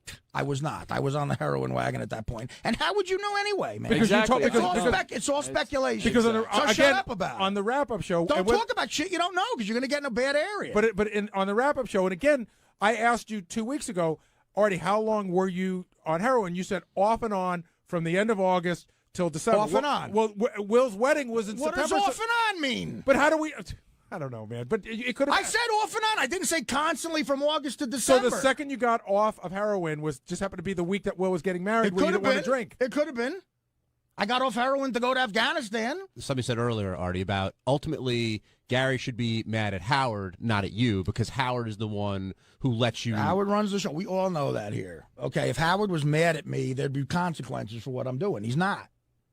So Gary should go to Howard and say, listen, Artie's been disrespecting the show, and I don't like that. And Howard then has to react to that. You're right. And Howard doesn't react to it. Okay, so what do you want me to do? So does that give you a license to basically do whatever you want to do? Yeah, until Howard tells me not to. The Greg Fitzsimmons school of, he's talented enough to do what he wants. That's not what I said. It's sort of exactly what you said, Greg. No, what I said was, what Artie said is true. Look, there's a guy who makes personnel decisions here. There's no democracy. There's no real. There may be some input, but it's his decision. Do I think it's a good idea that Artie's in bad shape and he's still on the air? That's not for me to decide. I think that it's an issue that But when you were here, you said, "Listen, you take what you get. Artie's a talent." And why are you insulted by that guy? No, you are a talent. Okay, and you're not. He said because you're a talent, that you are held to a different standard, and which you are. But then he went on to say, I get paid more than other should be people able to here, do too. Why whatever. do I get paid more You should be able to do whatever you want. No, you should be able to do whatever you. Pissed off that they don't make how much the same amount of money You're I missing make. the point. I didn't finish the thought. No, but you're adding your own thought. I'm not adding it. You said it. No, I did not say Artie should be able to do whatever he wants. You added that. No, you did. I ended at Artie has problems. He doesn't always come in on time. Howard doesn't have a problem with that. So apparently those are the standards for Artie. Not set by you. I've been late 10 times in 8 years. I didn't say it was good. I didn't encourage it. I didn't say. But it's not true because your exact example was that you worked on a show and that you came in late because you wrote jokes that got on. And you know what? It wasn't right, but fuck them. Well, guess what? If I'm doing a monologue every day, I'm keeping the guy who writes the funny jokes, not the guy who's here on time who sucks. Gary, That's the world, man. You're assigning a cause effect to that wasn't there. I didn't say, fuck you, I'm coming in late and leaving early. I came in late because I was really unhappy. And when I was there, I worked really hard and I got a lot of shit I think the exact word was like tough shit, I think. No, that was not the exact words. I defy you to show me that on the tape. See, Gary, you're offended by him acting like a producer, you're offended by what he just said because you have animosity probably towards funny people because you want to be one. But clearly that's what's going on. You're offended by There were a him. shitload of funny people before you got here, and they didn't offend me. Yeah. Oh yeah. Sam Kinison never offended you. No, by he his did behavior. not. No, he did not because he didn't work for me. Right. He did not. He never offended me All by right, his behavior. okay. But that's a Jackie never annoyed you? No, because Jackie took the show seriously. Oh, okay. Jackie, who fucking walked out on a contract. Pick your fucking battles, man. Yeah, no, it's not a different story. That's not disrespecting the show. Oh no, but I was offended by that. Okay, what you just said was wrong. You said someone else did offend you in history of the show. Yeah, he didn't do it on a daily basis. Yeah, neither am I, Gar. I've offended you on a daily No, that's basis wrong. for No, 8 you're years. wrong. You're wrong. It's not a daily basis. You're right. Okay. You're right. I'm right about but everything. It's more. Whatever. Gar, listen, let me tell you something. If you're fucking Ellen DeGeneres or Jay Leno, and there's a guy that writes jokes that get laughs every fucking time, but he's always an hour late. Sometimes he falls asleep, blah, blah, blah. But there's another guy who's on time every day, who looks neat and never has a problem or a drink in his life, and everything sucks. Who are you keeping at hiring time? I don't know, because I've never been in that situation until If now. you don't know the answer to that, Gary, then you're a dumbass, stupid motherfucker. Thank you. You keep the guy who writes sucky jokes. Wait, don't name call because this is. No, let him name call. This is how he feels. There's a disconnect between because you have been in that position. You have the man standing next to you is late a lot, and he works for you, and you haven't fired him. Why? We've threatened to fire him, but you haven't fired him. It was very close. But Benji why will did tell you keep him? We gave him one more chance. But why? You wouldn't give that same chance to somebody else. That's any job. That would be the fucking cashier. That's not my true. point. That's not true. That's my point. No, Well, which one am I listening to now? because Benji writes funny stuff. That's why he's there. Of course, because we like the work that he does. Okay. But he was getting to a point where his work was good, but not good enough to put up with what was going on, and it was close. So let me get this Benji, straight. no, Benji, just back me up. Was it close? Was that meeting? No. You were not afraid in that meeting? No. Are you being honest? Yes. Fire him, Gary. It's not Gary's decision. It would be Howard's Exactly. decision. That's the other point. It's not Gary's decision. Robert Smigel, who's like one of the greatest TV writers in history, now does occasionally TV Funhouse on SNL, which is like a 1 minute, 2 minute short film. He used to have to show up at 7 in the morning, stay till 4 in the morning. Now he's got the respect and the luxury. Now, I think the problem is he's not saying fuck you to Lorne Michaels. He's saying this is what I want to contribute. If you want it, that's fine. And is he a full-time writer there, or did they just expect him was. But is he now? No, he gets to do what he wants because he's that good. And I'm not saying that Artie gets to do what he wants. What I'm saying is that is the criteria for Howard keeping him. In the same way that the criteria for you keeping Benji are that he's providing something that you guys need. No, but- and whether or but not he Greg- does it late or early, it doesn't matter. And honestly, listen, I don't get to do whatever I want because I'm not late all the time. I'm not absent all the time. We're focusing on stuff that's the minority of the time. Yeah, but you're contradicting yourself, Artie. You do get to do what you want. You just said it. If Howard told you to stop doing this, you would stop. So you do get to do what you want. No. You think if I came in late every single day of the fucking week, or if I was really out 2 days a week, Howard wouldn't eventually get rid of me? I mean, I don't get to do what I want. I don't want to be here every day at 6, but I get my ass here 98% of the time every day at 6. That's disrespecting the show. And when I get here, I'm always ready, and I'm funny, and I'm honest, and I tell stories that are embarrassing, but I think they're funny. I do what I got to do. I do my job. You know, I used to go to the Tuesday meeting all the time. I don't do it anymore. Howard doesn't give a fuck because it doesn't affect what I do on the air. I mean, that's just how it is, man.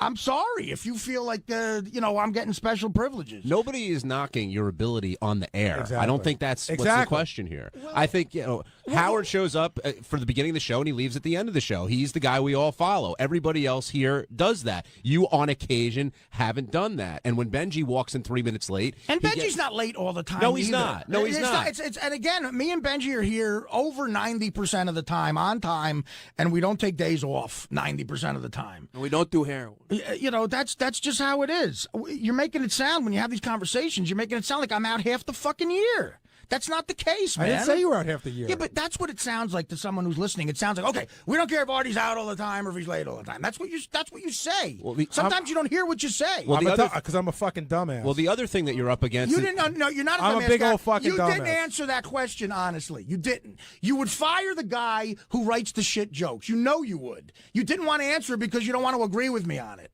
You would keep the fuck up who writes good shit because you got to go out there and say it.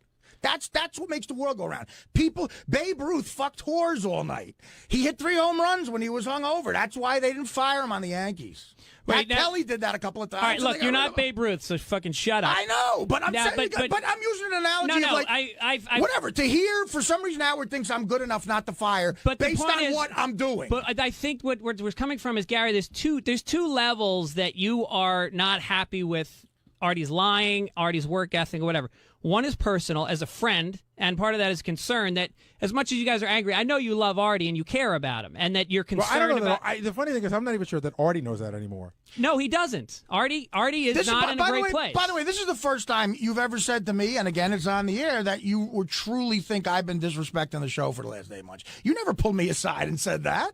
You said it now. I mean, you never pulled me aside and said that, Gar. I don't know that it's my place. It's a feeling I have. You're the producer of the show. Why would it be your place? But you're right. At the end of the day, it's Howard's decision. So if I feel that way and he doesn't, then it's not my place to say it. The point is just completely moot here, then, because it is. If you pull me aside and said, "All right, listen, I think you're disrespecting the show," that's what a friend does. You're saying it on the air now. Would you change, or would you say, "Hey, Howard doesn't give a shit"? I'll tell you what. Howard doesn't care. I'll tell you what. I would try to get it together. I really would, out of respect for you. But if push came to shove and I woke up hungover one day or whatever, because it's not Howard saying it, I might go to the phone and say I'm not in, But if, and look, I'm enough of a fuck up to where I have lost jobs. I've made those decisions before. I'm very self-destructive. It's horrible. I wish I wasn't like that, but I am. I think you guys are so different in your lives that, Gary, you take it personally that he's not doing this to be hostile. He's fucking miserable. I mean, I've known Artie a long time. I could say, we talked about it backstage.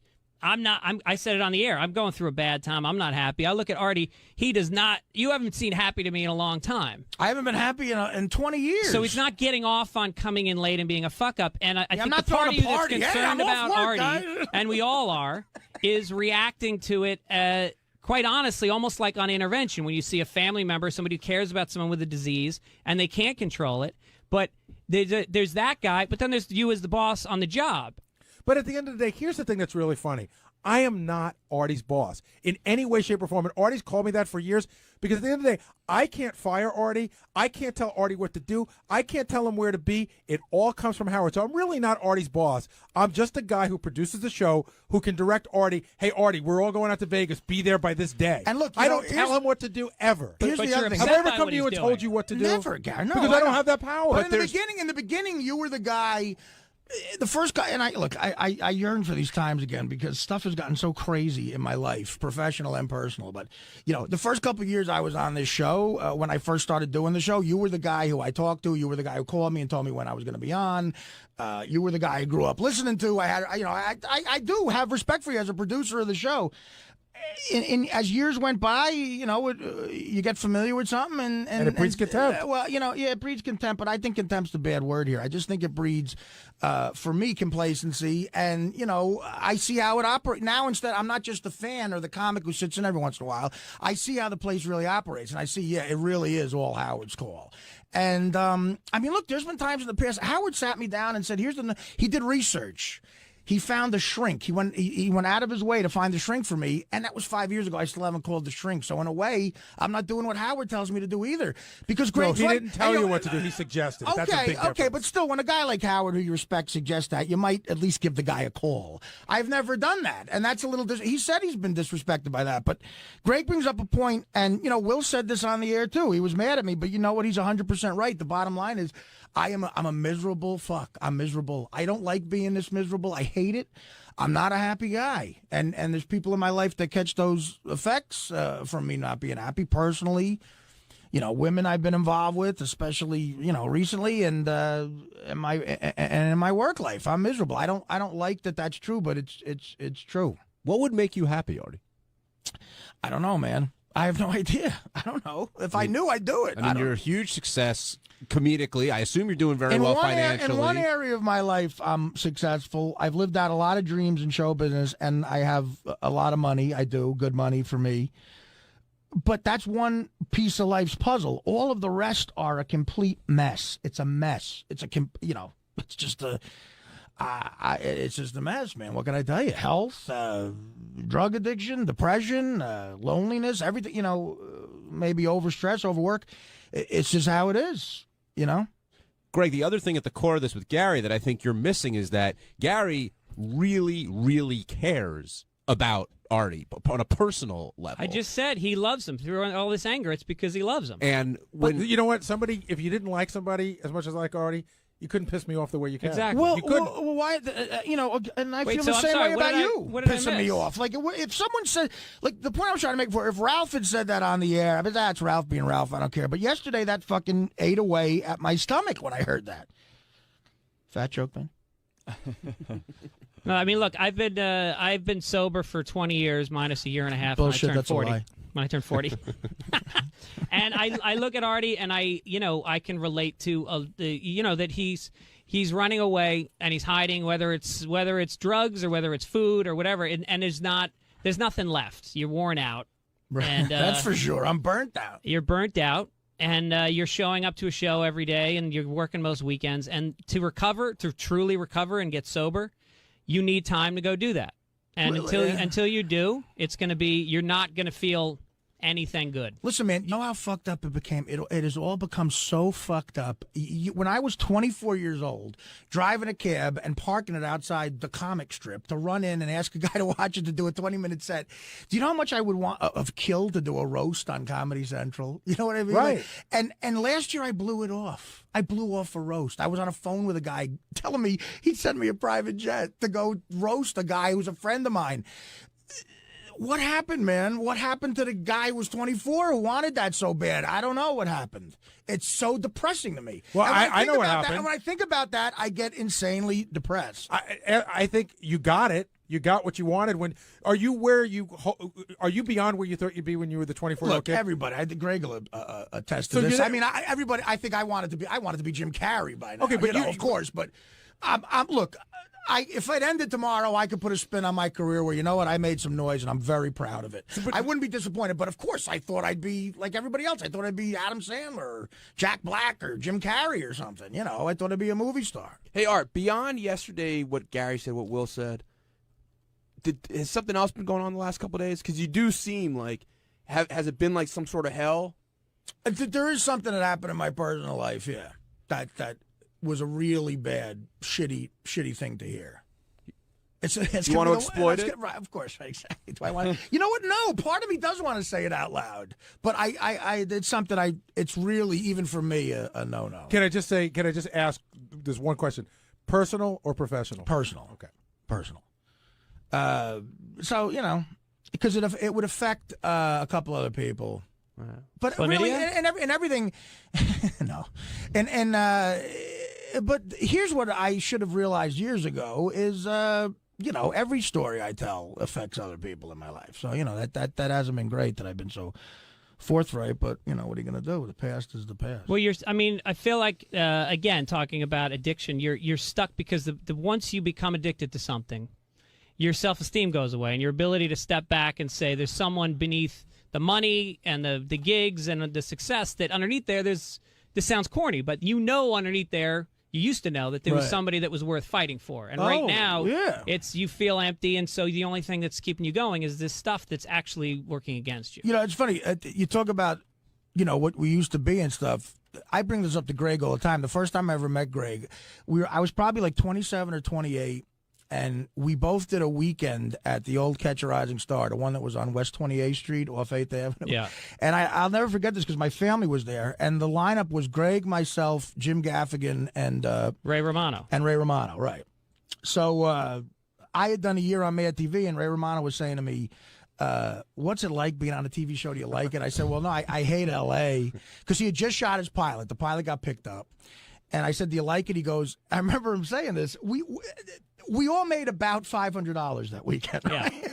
And Romano needed the $500 bucks, and by this time he was already 40 and had been on the, stand-up circuit for a while. And I remember I was like 28 and I said to him, do you still like this after all these years? Like, are you psyched? He goes, well, I'm psyched that I'm getting something that might get me off the road. And I said, what do you think of this show? And he goes, I hate the name. He goes, the name I want to throw up over, but they love it. And I said, who else is on the show? And he said, Peter Boyle. And I can remember the one, because I had such a bad experience in L.A., I was trying to say something to cheer him up. And I said, I said, Peter Boyle, man, that's the best. I love Peter Boyle. He goes, yeah, he's funny. He goes, but I think I suck on it. And he thought he sucked on it. He thought the show sucked. He thought everything sucked. But isn't that the nature of most comedians? Yes, that's the point I'm trying to make. Like, now he's a billionaire, and I think if you, and I think if you talk to him now, he still thinks a lot of things suck. But at least, he's got kids, he's got a wife, he can look at. I don't know. It's in our nature, maybe. I remember Greg felt the same way. Jim Gaffigan thought everything sucked. We were back there miserable. We were talking about Dave Attell today. Dave Attell's a miserable guy, person. but a great guy. I would tell the story. When Jackie worked on the show, I could tell you every excuse for the day of the year why Jackie would tell me why that weekend show was going to suck. Okay, yeah, right. Memorial Day, everybody's going to picnics, nobody's going out. I'm fighting Thanksgiving traffic. Kids are back at school. March Madness. Every weekend. I'm in Syracuse and there's a big game. And Jackie would come back every weekend and be sold out, but he would tell me in advance every weekend why nobody was coming to the show. Yeah. Well, because your self-esteem is over-invested in what you do for a living, and it's like literally the definition of a persona is a mask. It's a person you present to the public because inside you fucking hate that guy. And comedians become that as they get successful, they start internalizing this. When we talked about you lying on the show, well, are you projecting a character that's funny or is this really you? And then when as a friend, Gary, you're seeing this projection and then you're feeling somehow betrayed by him not really being that guy. But which is legitimate. I mean, if you care about somebody and they're telling you things that are ultimately, beneath your anger is your fear that Artie is something really bad will happen to him. Of course. More than the show. Yeah, but, and another thing, think about how fucked up you'd be psychologically, because this is most comedians. Most comedians like to pretend they hate everybody. They don't like anything. But inside, you crave people's fucking acceptance more than anything. But why else would you get up there and do what you do? But on the outside, you're portraying and putting off like, I hate this, But you could look at a guy in an audience and say, I hate that motherfucker. But you want him to laugh at you so much, and that creates such a conflict in your head. You don't know what the fuck you like anymore, and that and the stress of traveling and everything. I mean, you become a miserable bastard. And I always said I remember talking to Romano and saying, God, I hope I'm not that negative when I'm 40. Well, now I'm 41, and I've had some success, and I would beat him in any negativity contest. Ralph Sorella, you're on the wrap-up show. Hey, now? Hi, Ralph. A lot of love in the room. I just want to add to that. I lost my train of thought because now I'm just dying to hear what the thing Artie did a couple days ago that... It's not something I did, Ralph. It was something it's news I got about something. And he's not going to deal with it. He doesn't want to talk about it. It sounded like he almost was going to talk about it. No? I was. Come on, Artie. Honestly, no. I was never even close to talking I won't. You know what, Ralph? I'll call you tonight, and you could tell Howard. I think you guys are. Every time Howard has a new shirt on, I think he knows something else about me because he saw Ralph the day before. Tuesday morning's usually a good time to.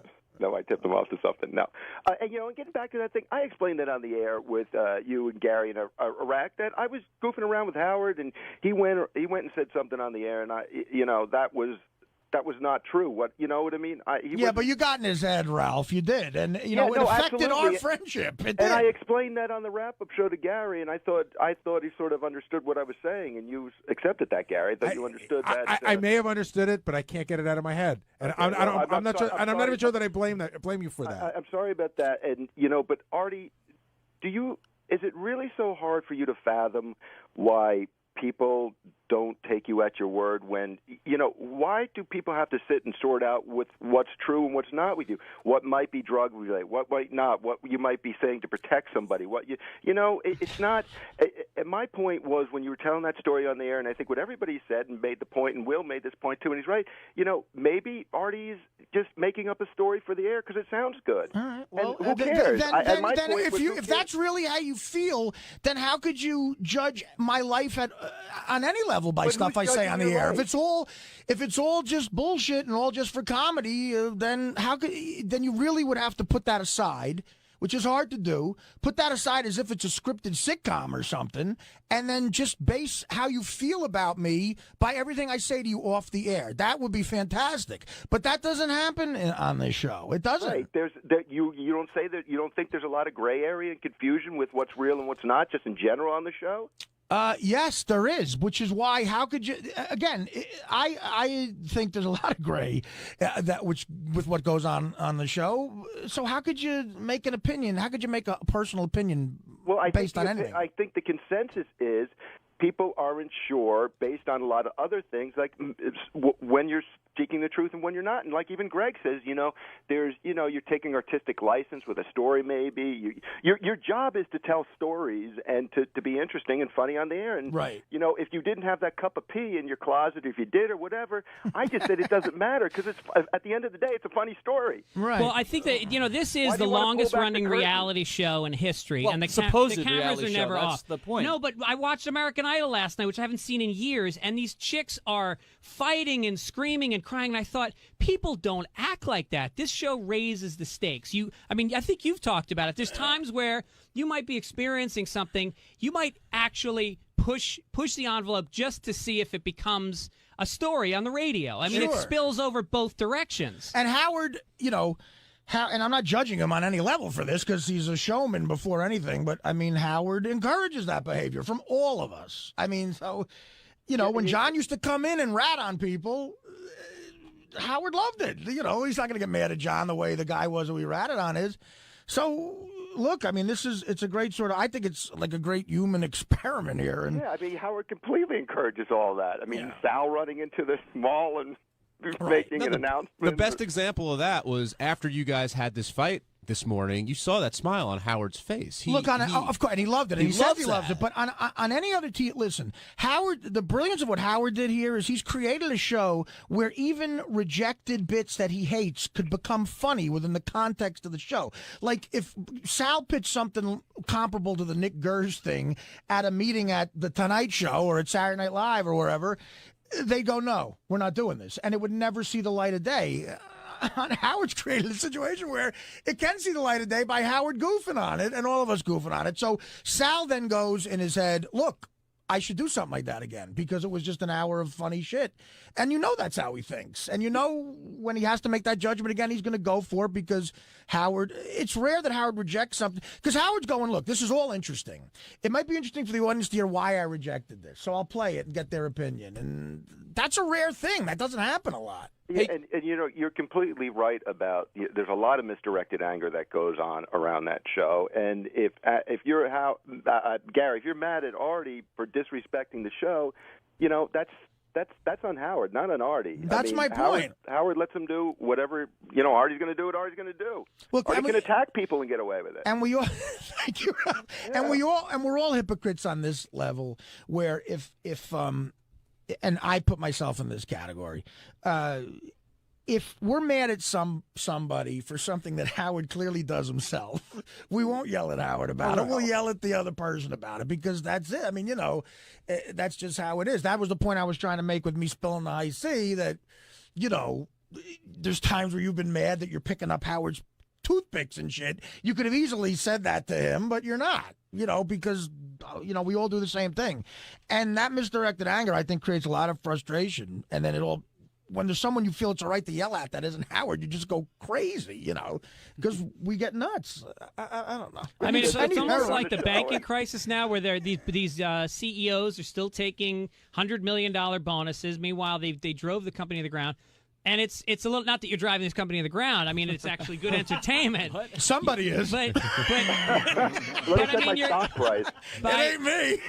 By Gary's definition and by anybody's definition, you're not, certainly there's not many jobs where you can admit to having drug use and whatever and keep your job. Right. Let me give you an example of what I just said, that we're all hypocrites. And this was me yesterday.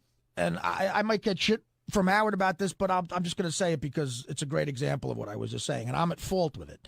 When he was saying, who do we have in? And he said, David Brenner. Yes. And Brenner's going, for years, David Brenner lied about his age, and we're all going, we all knew you were lying about your age. Gary's caps. Gary said, who told you I wear caps? Gar, everyone knows you wear caps. I felt like saying before Brenner came in, like, look, who didn't know Howard got a nose job? I mean, that's the most obvious nose job in the history. Did you ever look at his schnoz on some of those fucking Channel 9 shows? There's a hook in the fucking John Hine masturbates. I mean, listen, as a fan, okay, as a fan, when I came in here and met Howard, I'm like, my God, that's a nose job. I mean, wonderful nose job. I can remember being at Dag Hammarskjöld Plaza. I was 2 feet from the guy. His nose was extraordinary. You could have caught fish with the fucking thing. And and look, he's a guy who, like all of us, has some vanity. He got some money, and it's a great nose job. His nose, he looks like a shiksa, for Christ's sake. But I felt like saying that, and I think that would have been funny to say, but I didn't have the balls to say it. I thought he'd get mad at me, and I didn't say it there, but I said it here, and we'll play it Monday. And Garrett, based on what Artie just said, when you guys think Artie lies about the drugs, and then you extrapolate it to Artie lies about everything, when Howard kept that quiet. No, that's not what we said, or Gary said. This is what happens, Benji. That's not what anybody said. Yeah. Nobody said Artie lies about everything. They said we're not sure what to believe, which is a huge difference. You said You said yesterday Artie has no credibility. No, but no. What I happened said he has was low what happened was. credibility. This is a situation where Gary might have not realized. We just replayed it, and Gary said that exact thing. I did, and it's not what I meant. What I meant was I didn't mean that Artie lies about everything, and that's what I meant. But what I do mean is that everything that Artie says could be questioned. Right. Right, but Which is what I different just than said, doesn't when mean you're lying Artie was about brought it. up about the nose thing, Howard lied about that for years. Does that make you question everything he said? I know. You know what? That's an excellent point. Howard told us all. I've never had plastic surgery. This goes back to your example. And Robin was the best, because when the revelations came out, she was like, "Your revelation is not that you had a fucking nose," because she knew. Of course, she knew. It's not just one lie. If Howard lied about the nose job and that was the end of it, that's one thing. If you then You don't ask think he lies Howard, about anything else? Howard, did you get your face pulled back? And he said no repeatedly for 3 months, and then he comes out, you know what, I did He get my said face no pulled back. repeatedly for 7 years. About what? His plastic surgery. What nose job? That's what we're talking about. I'm Yeah, talking but about every time it came up, anything in that area. Yeah, I will for never 7 get years. married. For 7 I years. will never get Well, that married. wasn't a lie. That wasn't a lie. That's life. But for 7 years, he told a direct lie. Why? Because it would have affected him in a negative way. You know how many phone callers in the 4 years I was at regular radio called and said, "You've had plastic surgery," and he went, "No." That's a lie. That's a lie that's helping yourself. Artie, when he got that, my mom saw him on TV. My mom calls me, goes, "Howard got a nose job." That like a week later, I go, "No, I don't know what you're talking about." And I'm glad he did. He looks. You know what? He looks good. Howard has a look now that he developed. But quite frankly, of course, I need work. I need a few chins taken off. All right, well, now, if there's a consensus then that there is artistic license on this show, and that everybody Howard lies lying to some about his degree. nose job is not artistic license. But I mean, look, Lucy. That's a lie. Lucy pretends to have a mustache so she can be in the show. It's comedy. People lie. It becomes funny. Lucy didn't have a real mustache. No. See, the thing is, she wanted to. No, the point is, then, Gary, you have to look at your anger then and say, okay, what are the options for this anger then? It's not that, it's not that Artie is fucking up the show in your eyes. It's not that he's not working as hard as you, which leaves the options of you care about him a lot and you're so worried that you're actually getting angry because you can't control it, or you feel like it's bad for the radio show. No, it's not bad for the radio. Right, So then that's you where care you're about. that's where you're conflicted about it. You're like, do I let this guy who I really think is falling apart keep doing this because it's good for the show, or do I personally go and say, look, you got to go to rehab, which may not be as entertaining, but personally helps him. So that's got to be something you battle in your head all the time. I'll tell you right up front, and Howard will back me up on this. A year ago, if I were the one making the decision, I would have made you go to rehab. Right. And Howard has even said, when Howard says that I've had those conversations with him, they're not like, fuck Artie. They're like, I'm worried about Artie. Gary, I never thought they were like, fuck Artie. No, but I know that, man. But I know. I've had probably a half a dozen times in the last year, I go, dude, I am really worried about Artie. I think he's in a bad fucking place, and maybe we should do something. Howard's like, do what? He comes to work when he's supposed to come to work. Why is it my place to tell him what to do? And you've never been angry at Artie that he's missed work. I mean, you've been concerned about it, and we speculated on the show, but there's no anger like, oh, he's at work, we're at work, and he's not. No, I know what you're saying, but I know, but what he said before, he said that you feel I disrespected the show. That to me indicates a little hostility. And look, you should have it. I'm not saying you're wrong for that. Ralph, hold on. Mark in North Carolina, you're on the wrap-up show. Mark, are you there? Yes. Good morning, guys. Hey, how you doing? Good morning. Hey, first off, everyone loves Artie. I love you, Artie. Big thing for me, two things I noticed from a fan's perspective. Number one, when Artie gets really mad with anybody, with Teddy, and today with Gary, he brought up the money situation. And when Artie really gets that boiling point before he throws something, it tends to be about money. And I think obviously when Artie first got on board, he didn't think he should make as much as Gary. But after all these years and all his success, there still seems to be something he pokes fun at with Gary. I don't think it's a situation where he's going after Achilles' heel, like with the whole Afghanistan trip. I think there is some truth to that. And secondly, for Gary, my only thing was Artie missing time. I believe it's with Howard as well. It's on Howard, but why don't we have someone to fill in whenever he's out? And I'll listen to that. Thank you. All right, thanks for your call, then. Well, I'll answer the back end of it. I think that when Artie's out, I don't think Howard feels a need to fill the spot. I think it's just like when Artie's here, he's here, and when he's not, he's not. And it's also not like I have a guy who lives around the corner that I'll call when Artie says he's not coming in. The show was #1 and the greatest show ever when I grew up, and no one talked but Howard and Robin 90% of the time.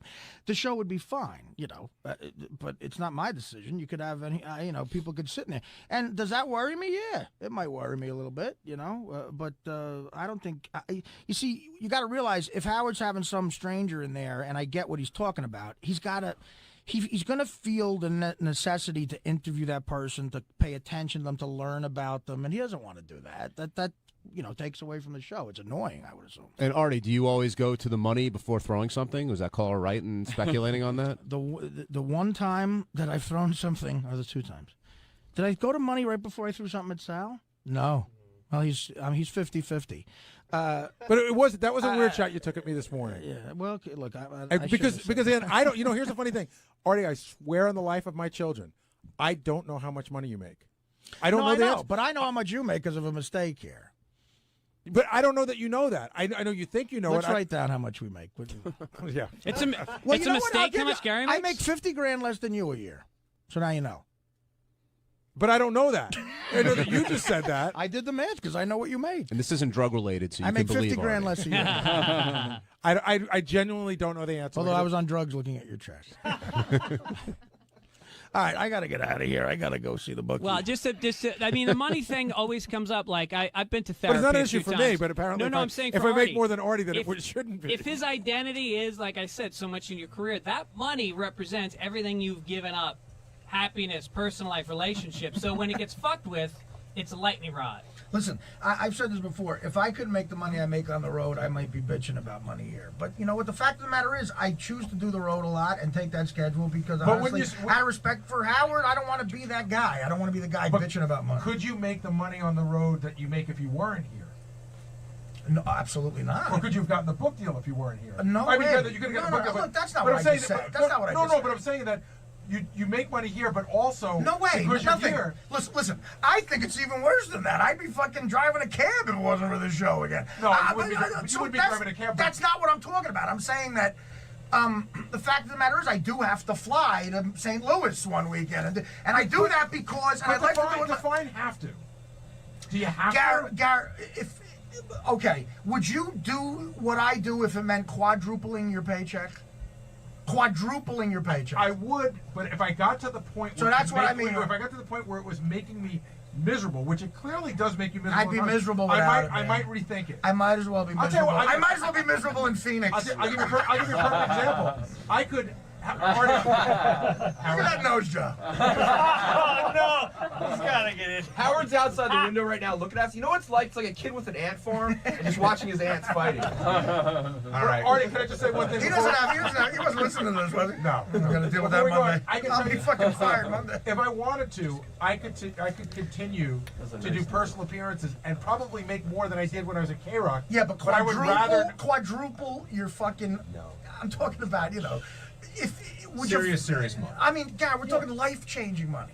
That's why I feel I have to. Right, but the flip side of it is what's also changing your life is how much it fucking bothers you. All right, but what if I know I'd be miserable anyway sitting at home? Then you should just go and do the gig. Well, that's the thing. That's the problem. I'm miserable. I can't fucking... Sirius owes me some money here. That's what I'm saying.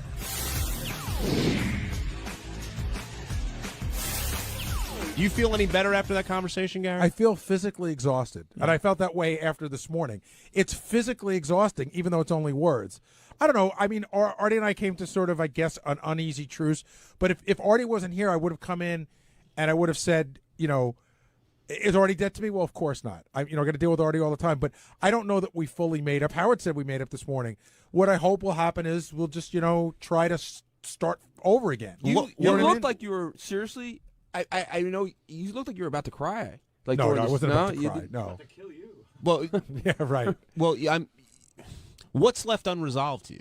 Like, in what way can you make this right? I think that what we finally came to here is that we both agree to disagree. He says not telling the truth because he's protecting himself. I should understand all the levels of it. I'm saying I shouldn't.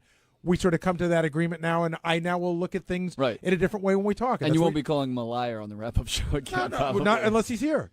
All right, we don't have a lot of time, so I want to get a couple calls in real quick. Tim in Pennsylvania, real quick. You're on the wrap-up show. Yeah, hey, guys. It seems to me, just listening to all this back and forth between Gary and Artie over the past months and whatever, that Gary just seems so jealous of the leniency that Artie gets because Gary's just been under Howard's boot for so long and he never got cut a break. That's not true. I'm not jealous of the leniency. There's just the rules have always been the same for everyone here, more or less, until Artie, when it comes to the whole be at work, be on time thing. Leonard in Texas, you're on the wrap-up show. Well, good morning, guys. Hey, Leonard. I got an answer to Artie's riddle. So, Gary, the answer you should have given him when he was saying, who do you fire, the one that's a bad writer or the one that has bad attendance? The answer is you fire both based on performance issues, and you hire somebody that is a good writer and dependable. It's hard to do that with a word manipulator like Artie. That's an addict's trait. But that's the answer. You fire them both. Yeah, it's not always that easy, and sometimes you do put up with bad behavior for a period of time if it's getting you what you need. John in L.A., you've got the last call on the wrap-up show. Yeah. I just want to say it was pretty shitty what Gary was warning Howard that Artie would turn on him. I don't, it just wasn't right for him to, say that. I think, Gary, you're just a big-lipped, giant-toothed, smelly 8-man motherfucker. You know what I mean? I do. I do know what you mean.